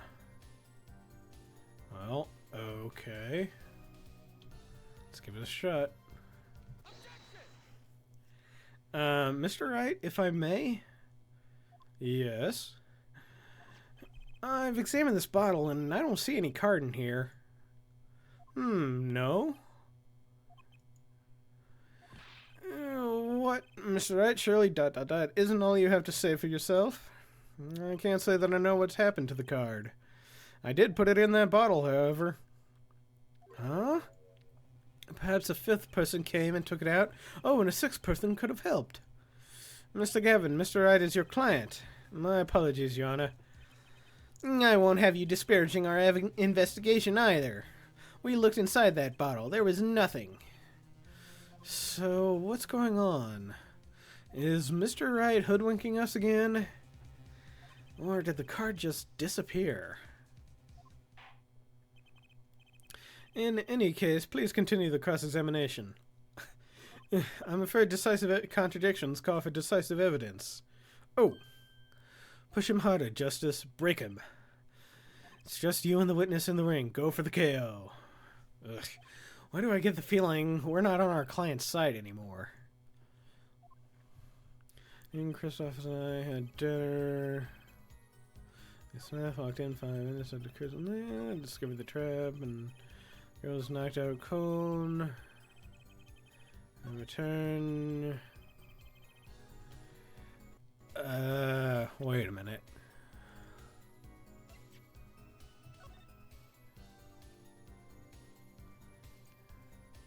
Huh. He's blinking. Weird. Mr. Wright, if I may. Yes? Take a look at this photograph of the crime scene. See the victim here? He's wearing a hat. I wouldn't think you could see blood on his forehead. ... Good point. Justice. Next time you point out an inconsistency, put a little more oomph into it. Mr. Wright, can you explain this to the court? I forgot to mention something. I was the one who put the hat on his head. Eh? You? You put the hat on the dead man's head? He wore it through our entire poker game. After calling the police when I returned to the scene, his head was in full view. Shining bright, just like in this photograph. And I picked his hat up off the floor and put it on his head. Why'd you do such a thing like that? All I can say is, I'm sorry. But that's the only thing I touched at the crime scene. So, Miss O really didn't see it? It being the victim's, his head? I think not. She was out cold. I believe I was the only one who had witnessed his head. Here we go again. Mr. Gavin?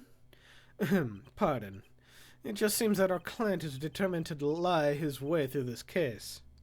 Hey, he's still our client, isn't he? I believe that's enough of that. Mr. Gavin? This witness's testimony is more like a travesty. It's riddled with lies. I'm beginning to see how you came to lose your attorney's badge 7 years ago. Well, you certainly have a unique way of treating your clients, Christoph. I never knew. I believe it was you who threw the first stone.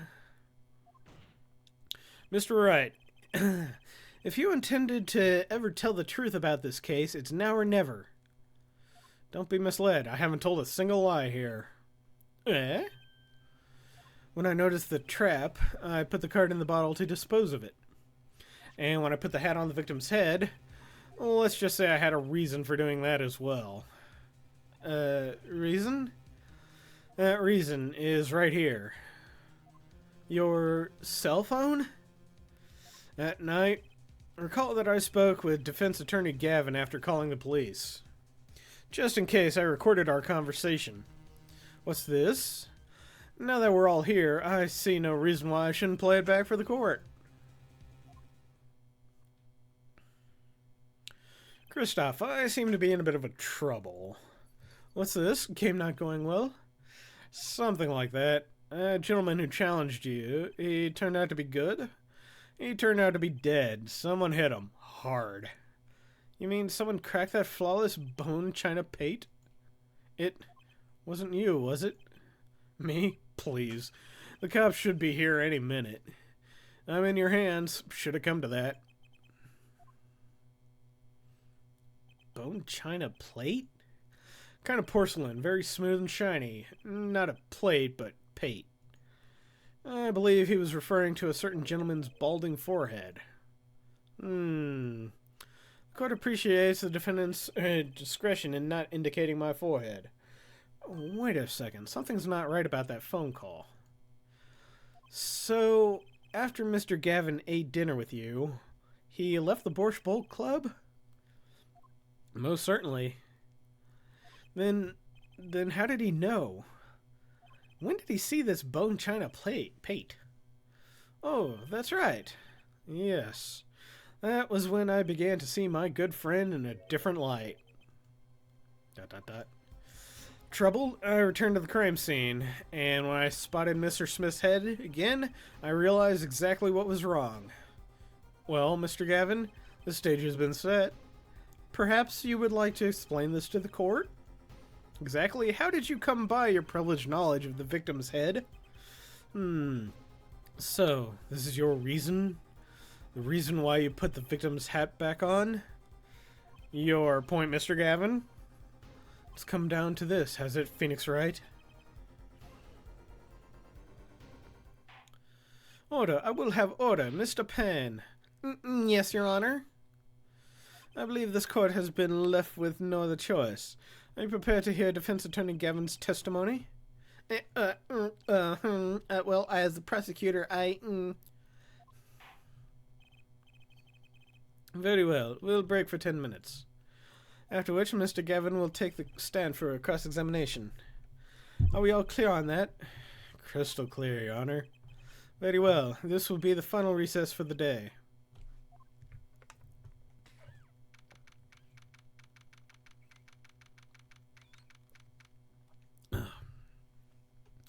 April 20th, 2:32 p.m. District Court, Defendant Lobby Number 3. Mr. Gavin and Mr. Wright are both in the judge's chamber. Who'd have thought today would have turned out like this? May I? Huh? What?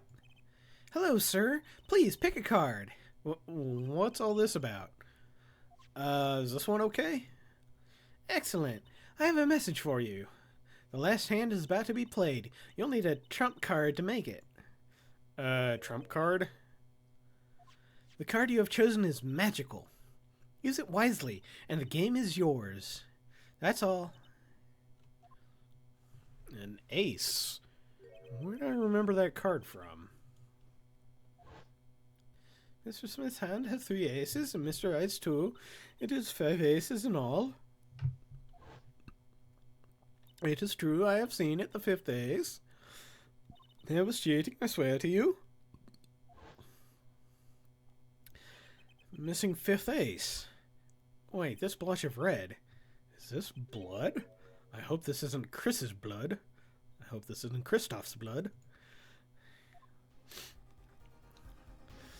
You have your trump card. Now it's up to you to cut the deck and draw the truth. My father's fate is in your hands. I know you can do it. This blood-stained card is my trump card for finding the truth?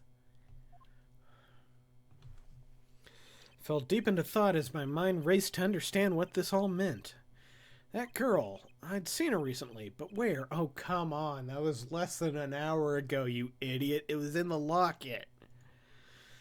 That's when I made the connection. Really? Good job. Bloody ace! Added to the court record. April 20th, 2:45 p.m. District Court, Courtroom Number 2. Court will now reconvene. Defense Attorney Christoph Gavin, will you please take the stand? Now then, if you would, Mr. Payne. Yes, Your Honor. Will the witness state his name and occupation? Is this farce necessary, Your Honor? Believe me, far stranger things have gone on in this courtroom. Fine, I'll play along. First, there's one thing we need to have made clear. How did you know about the secret beneath the victim's hat? By secret, I'm guessing he means the fact that Mr. Smith was bald. Forgive my curiosity, but what is it about this fellow's head? Your Honor seems to have an inordinate interest in it. See? That objection sounded better. I wouldn't call it inordinate, Mr. Gavin. And they're playing the classic song, too. This is awesome. I wouldn't call it inordinate, Mr. Gavin. Mr. Wright? What do you think you're doing, Wright? Oh, things sure look different from the other side. You know what I mean, Apollo? Speaking of looking from the other side, let's consider something for a second. The victim wore that hat all night, never once taking it off, except for that one time. That one time being the instant he was hit. Oh. When Mr. Wright returned from reporting the crime, the hat was lying on the floor. Mr. Wright picked it up and placed it on the victim's head. In other words, in order to have seen Mr. Smith's bald head, you would have had to have been at the scene of the crime, at the time of the crime. In other words, you'd have to be the real killer, is what you're trying to say. Not bad, Apollo. Mr. Gavin, I'm afraid that I haven't been entirely honest with the court. What? Oh, I assure you, I had the noblest of intentions. I did it all to protect my client, Mr. Wright. Yet, I'm afraid in the current situation I see little reason to hide anything. Very well, allow me to tell you the truth of what happened that night. God, this is taking forever. I didn't expect it to go on this long. Finally, you may begin your testimony. Tell us, how were you involved in the events of that fateful night? Okay. That fateful night. The rage I sensed in that man that night troubled me, so I returned to the club. I went down to the basement and peeked in through the little window to the hideout. It must have been right after the murder took place. The victim was dead, as he appears in the photo. Bald head, an unconscious girl, and Wright, holding a bottle in his hand. I sensed that was not the best place for me to be at the time, so I left. That's when the call came from Wright. So, you witnessed the murder? For better or worse, I missed the actual moment of the deed. Mr. Gavin, may I remind you that you are Mr. Wright's defense team? Your testimony is clearly disadvantageous to your client. Rabble, rabble, rabble. What else could I say? I'm standing on the witness stand, after all. So you are, Mr. Gavin. And you had to testify as you just did. You had to tell them you saw the scene of the crime through that little window. Mr. Wright? You had to say that, because that was the only probable window of opportunity, right, Apollo? Oh. Mr. Wright, the defense should do the cross-examination, not the defendant. Mr. Justice, are you prepared? Yes, Your Honor. I can't believe I'm going up against Mr. Gavin. This trial is getting weirder and weirder. Okay. Ranger sends to the man down to the basement, peeked in through the window.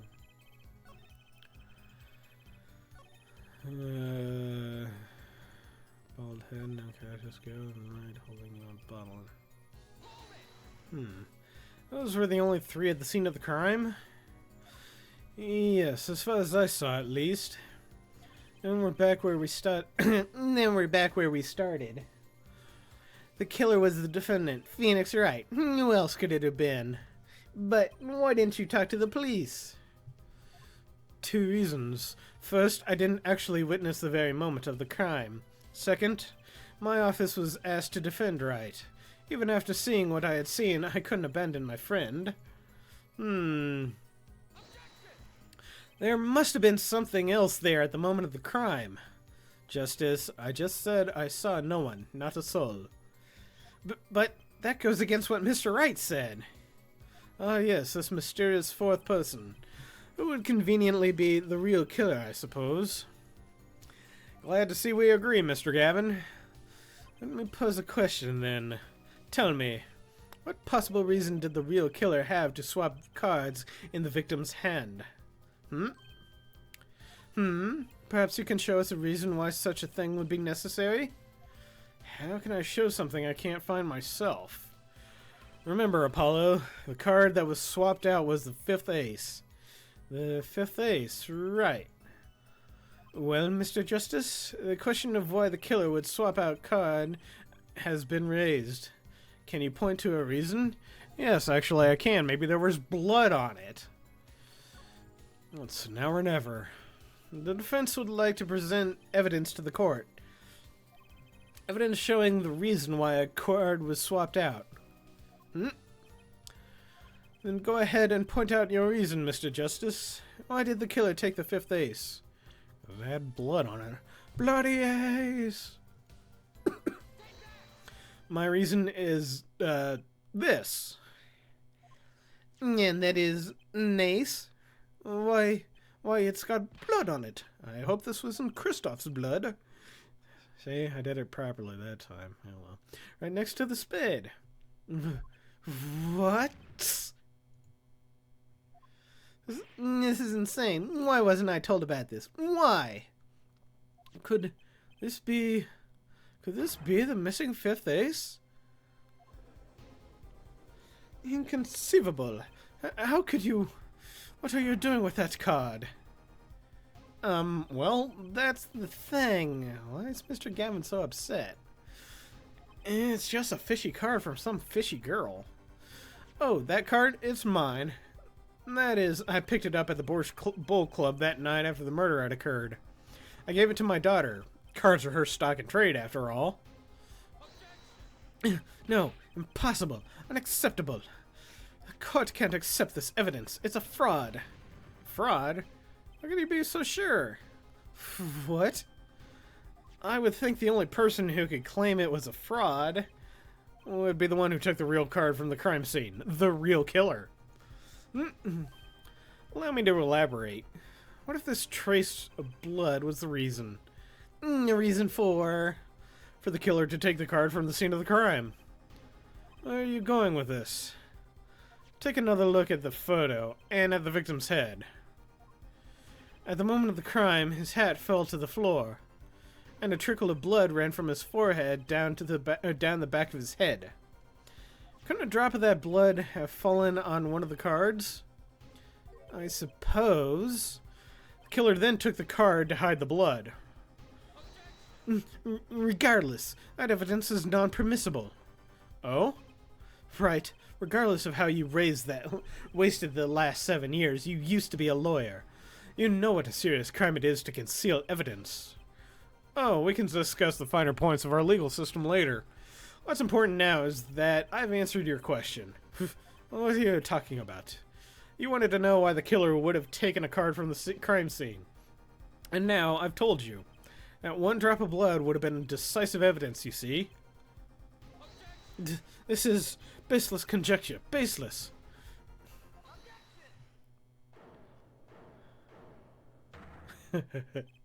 Oh, he's doing his pose again. Hey, Mumbin, how's it going? Long time no see. How goes the grind? Well, we're not grinding anymore. Not really. Yes, long time no see, man. How's it going? Yes. But we are not doing the Legaias. We are back to, or the staple, I guess, if you want to call it, the Phoenix Wright series. Well, the Ace Attorney series, excuse me. Oh, I assure you it's quite based. What? It's amazing, really, how a single drop of blood on a single card can lead us to the truth. It's quite simple. Well, Apollo? Yes? Try picturing the scene of the crime in your head.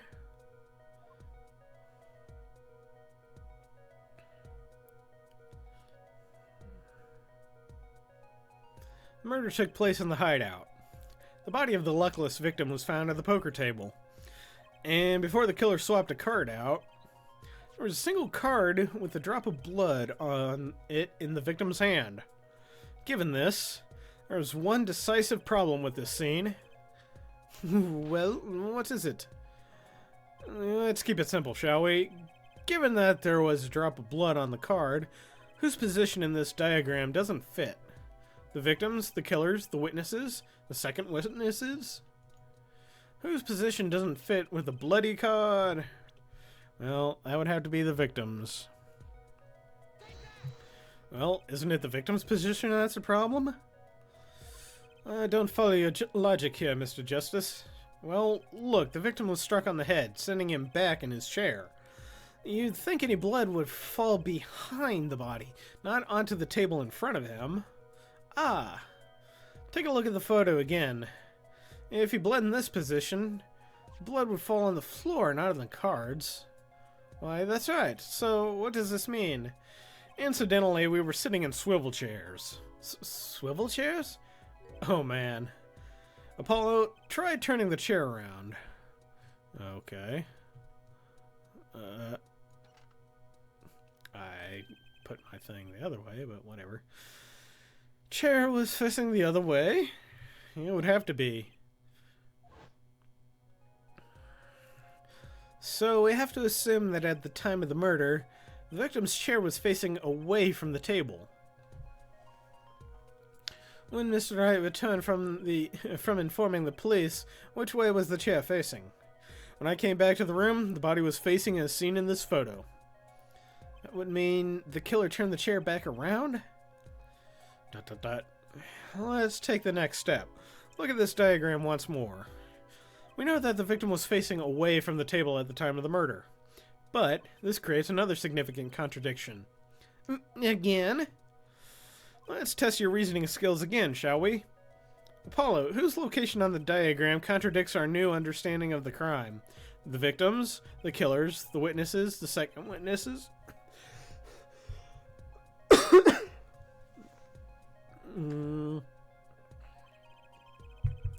If the victim is facing away, well, that would be the killer. The victim was struck from the front, correct? Indeed.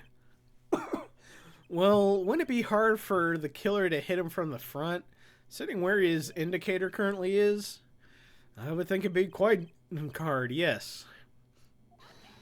Yes, but what you're saying makes no sense. Why would the victim suddenly turn to face the wall in the middle of a game? What game is this? I haven't been around in months, so I don't know what you're playing anymore. Well, let's see. Prior to this, I was playing Tomba. Prior to that, I was playing Legaia 2. Prior to that, I was playing Legaia. But now I am currently, if you can't see in the title, Apollo Justice Ace Attorney. It's a game for the DS. Yes. It's, like I said, it's in the Phoenix Wright Ace Attorney series. It's an actually good series. I would suggest, if you're curious about this game, watch my other videos or find someone else's playthrough on YouTube. I don't know, whatever. Anyway. Why would the victim suddenly turn to face the wall in the middle of the game? I believe a sufficient reason will soon come to light. What? There's something in this diagram that makes far less sense, actually. Look again at the diagram. Apollo, if the victim was struck while he was sitting as shown here, where would his assailant be standing? Try marking it on the diagram. But there's no room to put a mark where the killer should be. Don't worry, let's think it through and see what we find. We know that the victim was facing toward the wall at the time of the crime. That's the only thing we know for sure. Try to forget about everything else. Where would the killer have to be standing to strike our victim from the front? Well, he'd have to be sitting right about here. This game I saw you play was Legend of Legaia. Well, yeah.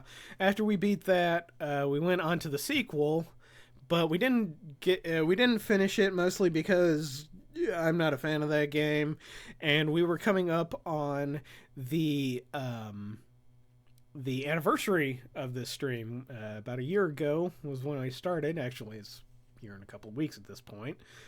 And I wanted to play Tomba more than I wanted to play Legaia 2. So that's what I did. As a celebration, because that was the first game that I streamed. So it was nice to go back to. Oh, I have so much fun in Tomba. It's not my favorite game. Legend of Legaia is still my favorite game, even after it was a bit of a slog. But whatever. I still enjoy both games. Anyway, continue on. The killer had to be standing, well, here. You get points for flair, but that's about all you get. Hope you stream Suikoden 2 one day. Well, I've never played that game to begin with, so... And on top of that, I'm not really a fan of doing RPGs on this stream, mostly because how long I was playing Legaia. I think it was like 20 parts? I don't remember. I'll have to check later, but it was a long time. You know, I think I started that in January, and I didn't finish till end of March, middle of March, something like that. Yeah, anyway. Thought I was onto something there, too. I hardly need to point out that standing there would be impossible. The victim is facing a solid cupboard. Or are you claiming the killer climbed the cupboard and hit him from above? You say that, but where there's a will, there's a way. Mahahaha. Well, neither of us had the will to do it, so... I guess you'll have to keep hoping that one day we'll stream it. Anyway. Or are you claiming... I did that one. It's simple logic, really. If this was the only place the killer could have been standing, then that means, at that very moment of the crime... Wait, I know. At the moment of the crime, the cupboard wasn't there. What's this now? I mean, that's the only explanation, right, Mr. Gavin? Your Honor, I have a suggestion for the defense. We should arrange to examine the cupboard in the hideout immediately. Bailiff, send the team to the crime scene immediately. Have them try to move the cupboard. Your Honor? What? There's one more thing your men should look for. Please give this to the bailiff. Excuse me. Ow, ow, ow, ear. Yes. I see. You do belong in the courtroom after all, Mr. Wright. I do my best.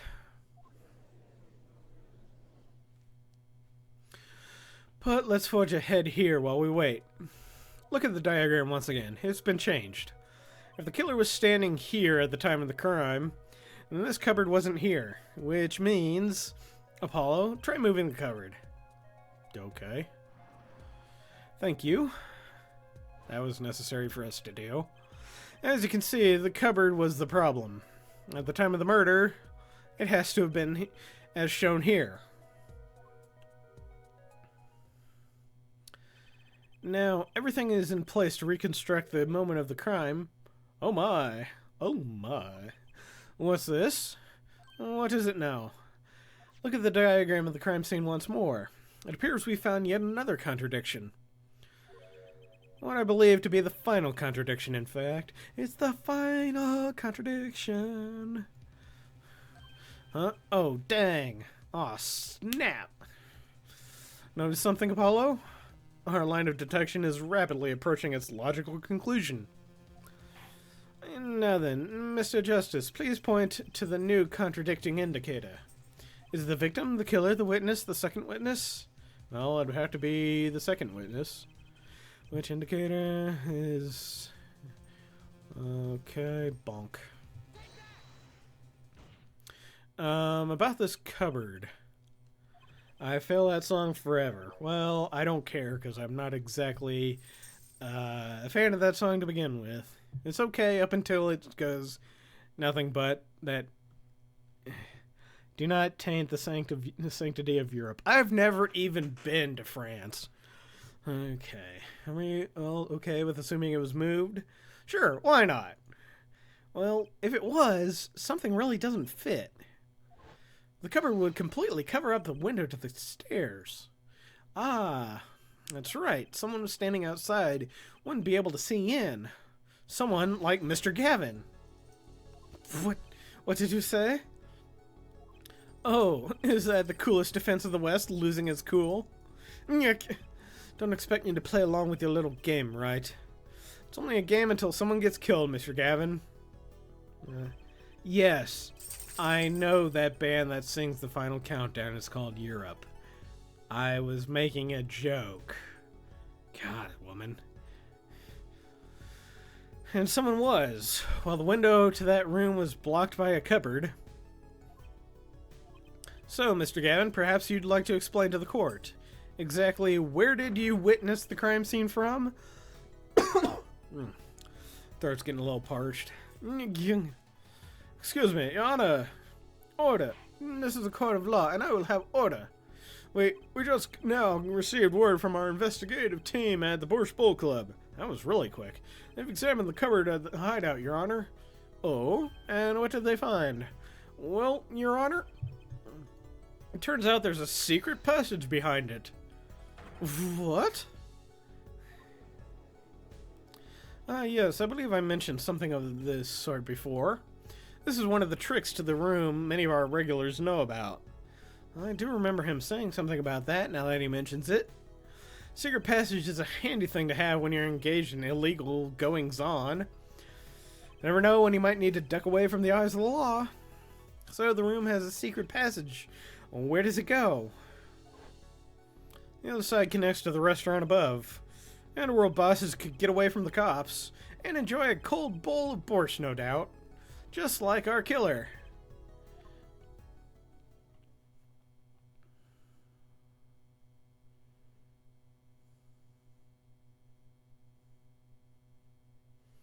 You see where our line of simple deductive reasoning has led us, Apollo.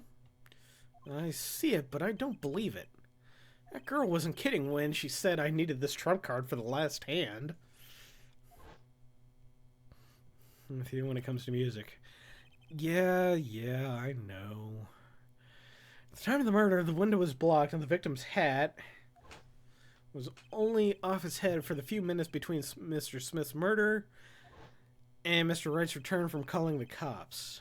In other words, the only place anyone could have seen the victim's bald head was from inside the hideout. Well, Mr. Gavin? Come on, say something. Dare I ask what really happened that night? Actually, I think we can probably figure it out ourselves at this point. That night, for whatever reason, our killer had a date with Mr. Smith. A date with destiny. There he crouched, hidden in the secret passageway behind the cupboard, holding his breath, waiting for just the right moment. Then the chance came, and he took it. Yarg. Eek. What? Why did you do that? Wait here, I'll get help. Mr. Olgo really was out cold, struck by Mr. Smith. But his time was soon to come. Mr. Wright went upstairs to call the cops, leaving Mr. Shady Smith alone in the hideout with the unconscious dealer. Then our killer stepped out from the secret passage into the hideout. The victim must have heard the cupboard sliding aside. He wheeled his chair around to look, and after the deed was done, the criminal must have seen the blood on the card. He would have, of course, realized the need to destroy the evidence. That single spot of blood told the whole story of the crime. Too bad for him, he didn't linger any longer in the hideout that night. If he had, he might have noticed the cards on the floor. And the fact that they were all red. Yerk.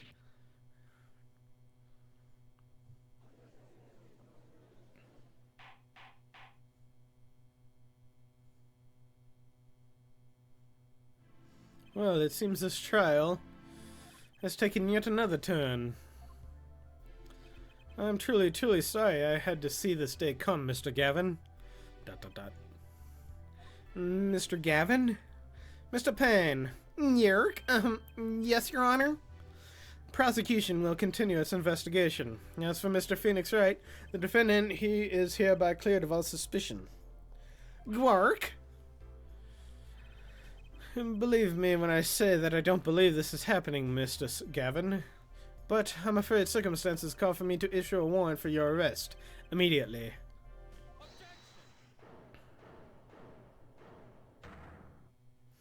Oh, no need to apologize. I rather enjoyed myself. It's not every day you get to witness a legendary attorney's dirty tactics firsthand. Your point, Mr. Gavin? Frankly, Your Honor, I don't give a damn. I'm shocked that a person of your caliber would be taken in by such a low-grade parlor trick. Excuse me? The defendant is cleared of all suspicion. This is hardly the time for jokes, Your Honor. Mr. Wright hasn't proven anyone's guilt or innocence here. What he has done is use illegal evidence to put the blame on someone else. And not just anyone else, but me, his own defense attorney. Illegal evidence? Let me ask you, Mr. Gavin. Is there still any reason at present to suspect me of wrongdoing? Of course. This bottle, for instance. The bottle of grape juice Mr. Wright was drinking. How do you intend to explain away the fingerprints on the murder weapon? And not just any fingerprints. Am I right, Mr. Payne? Actually, yes. The fingerprints on the bottle were, upside down. Seem to recall this being an issue earlier. He doesn't remember events that happened 2 hours ago. What an idiot. Court, in this case, demanded an explanation. I can think of only one reason why one would hold a bottle upside down. And that is to hit someone with the bottle from the... with the bottom of the bottle. Will you, Honor? See how the caught fish squirms to the last. Well, Apollo? Yes? Your boss seems awfully concerned about this bottle still. But I'm sure you can come up with a suitable explanation, just like that. Yeah, just like what? Why would anyone grab a bottle upside down other than to... maybe to pick it up? Not to, you know, not to drink from, maybe to do one of the, you know, fucking chug the entire thing? I don't know. Don't let him trick you into thinking his explanation is the only legitimate one. Is there really another? Take another look at the court record. I believe you'll find a simple answer there, in plain sight. How about you just say the answer in plain words? It would be very hasty to deliver a verdict with unanswered questions. Indeed. Well, Mr. Justice, Mr. Gavin said that the court and the case demand an explanation. Don't worry, justice won't leave until justice is done. Perhaps the defense would care to enlighten the court? What evidence do you have to explain why the fingerprints on the bottle are upside down?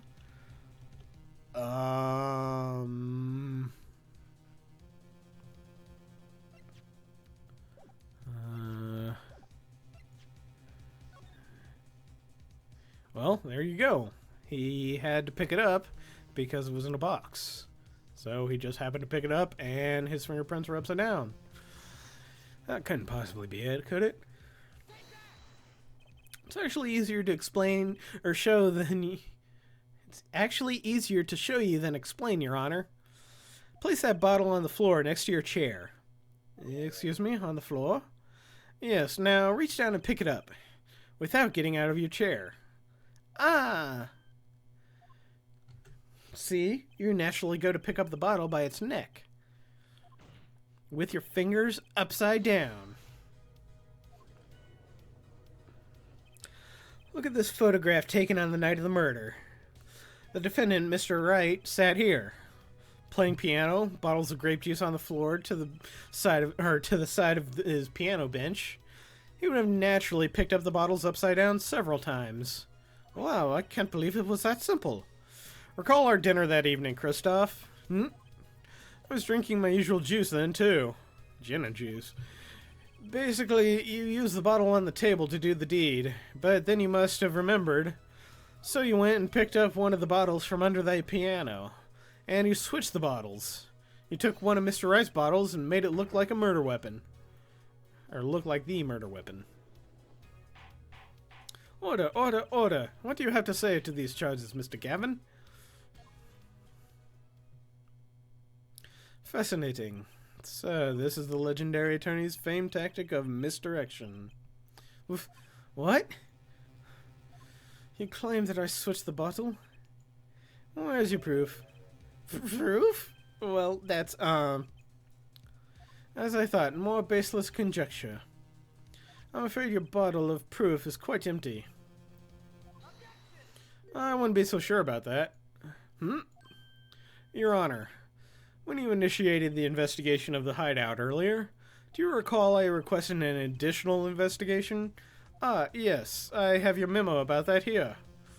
Retrieve the bottles from under the piano at the Bush Bowl Club. And here's one of the bottles in question. Huh. What are you going to dust that for fingerprints too? I would be surprised if any were on that but his. Mr. Gavin probably wouldn't make such a novice mistake, true. That bottle won't bear a trace of anything. Say, Apollo. Yes? Why don't you go ahead and examine that bottle? But why? Just humor me. Mr. Wright. That bottle will solve this case once and for all. What? That's some bottle. Hey, look! Imagine that. Huh? There's something inside the bottle.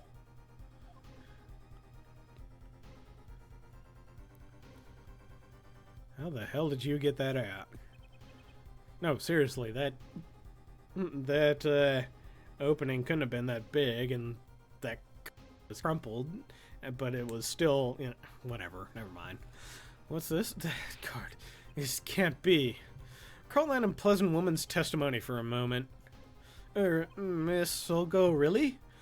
Yes, our little swindling Dvotchka. That night, I planted the card like I was supposed to, and Wright lost the last hand just like he was supposed to, and Smith searched him. But the planted card was gone, the trap failed. Wait, this isn't... You're telling me that this is the planted card you disposed of? The one you mentioned in this piece of testimony? Oh, god damn it. I happened to put my hand in my pocket and found a card. Yes, I snuck a peek at it and found it was the Five of Hearts. I had a feeling something might happen, so I disposed of this card before the game. Disposed? Where? There was an empty bottle of grape juice I had been drinking right beside me. I threw the card inside the bottle.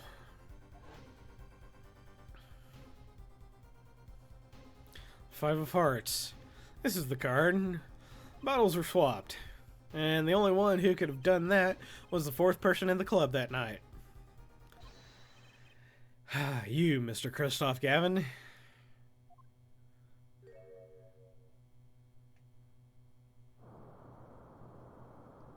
Whoa, I think he's going Super Saiyan.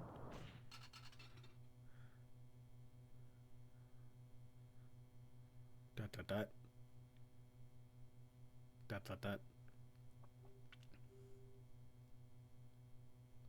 That is all.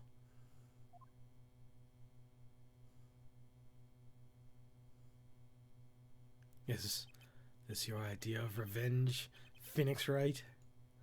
Revenge? Revenge for the events that took away your attorney's badge 7 years ago? My past is like my logic. Straight and true. Nothing's changed. All I did was point the finger of justice in the proper direction. Fine. I'm glad we could have this little tete-a-tete. Right. This is insane. What about me? Don't I get to prosecute anyone? No. No, you don't. I believe this time we've finally come to the end of our trial. Mr. Payne, do you have a report for us on Christoph Gavin? He's admitted everything. We're prosecuting and processing his arrest right now. I see. Still, one has to wonder why he would do such a thing. He didn't even have a connection to the victim, did he? None that we know of. Mr. Wright, have you anything to add? I'm afraid I can't shed any more light on I'm afraid I can't shed any more light on the matter. About the victim, Mr. Shady Smith. His occupation was listed as traveler. An odd profession to be sure, and that's all we know about him. I'll arrange for a follow-up investigation, Your Honor. Good. Mr. Wright? Yes? 7 years, and you still haven't lost your touch. Christoph Gavin was a man with much significance for me, both as a friend and a lawyer. He was extremely talented, to be sure. He needed two things before I could. I needed two things before I could confront him. Bonk. The first was a place where no injustice would be tolerated. This courtroom. Second was a man who would tolerate no injustice. In other words, a defense attorney. You, Apollo. I don't know if I would necessarily say that, since he was led at literally every step of the way. In other words, me. Dark time is coming for our legal system. Twisting of justice brought on by our very own court system. We have to set it right. Mr. Wright? Our work lies ahead of us, and I, for one, am looking forward to it. Well, it seems like a good time to announce the verdict. This court finds the defendant, Mr. Phoenix Wright, not guilty! Oh.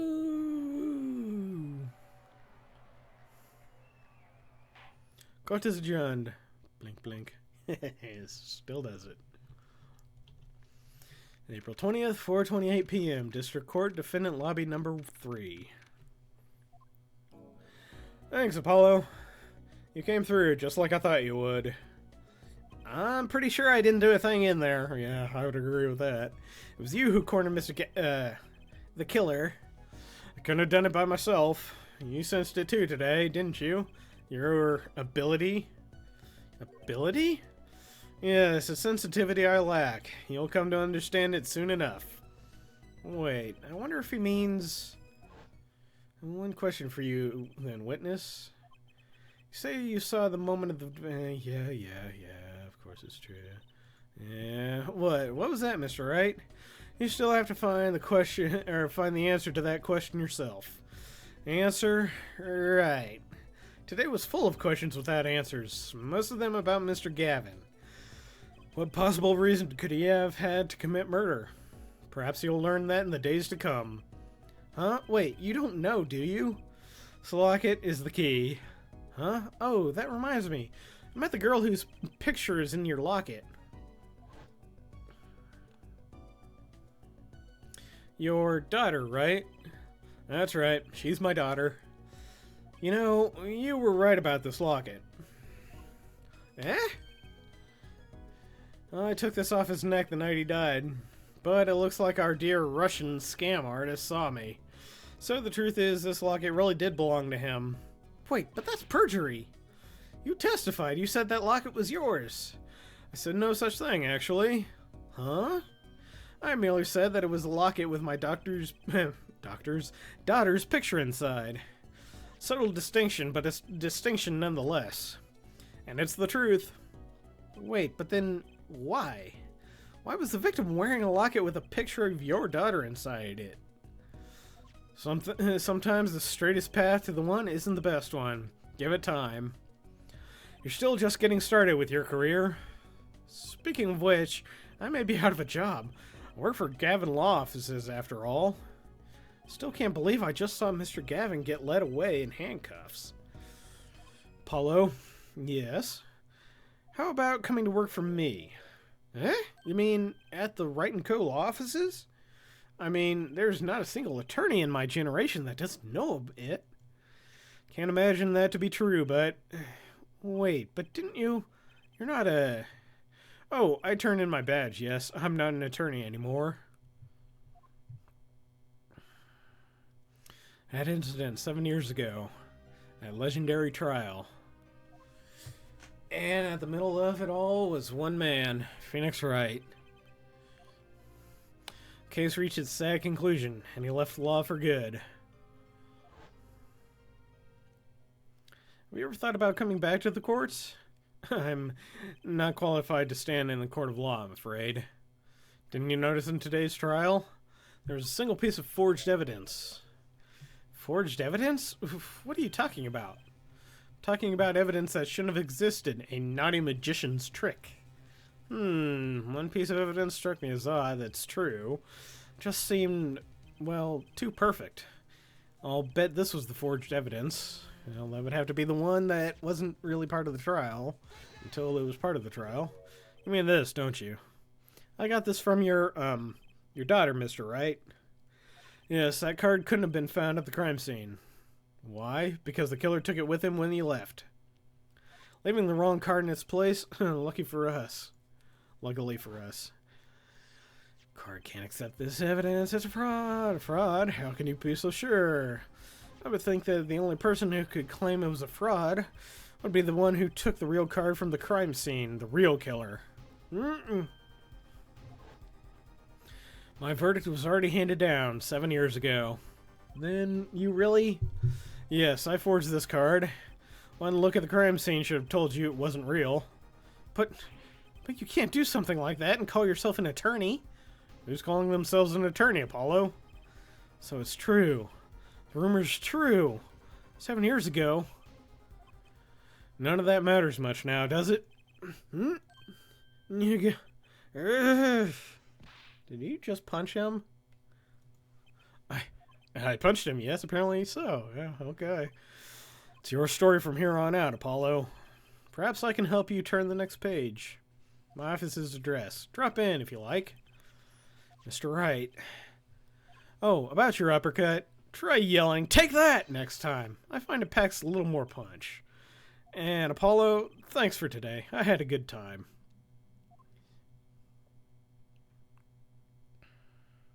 And with that, Mr. Wright walked out the door.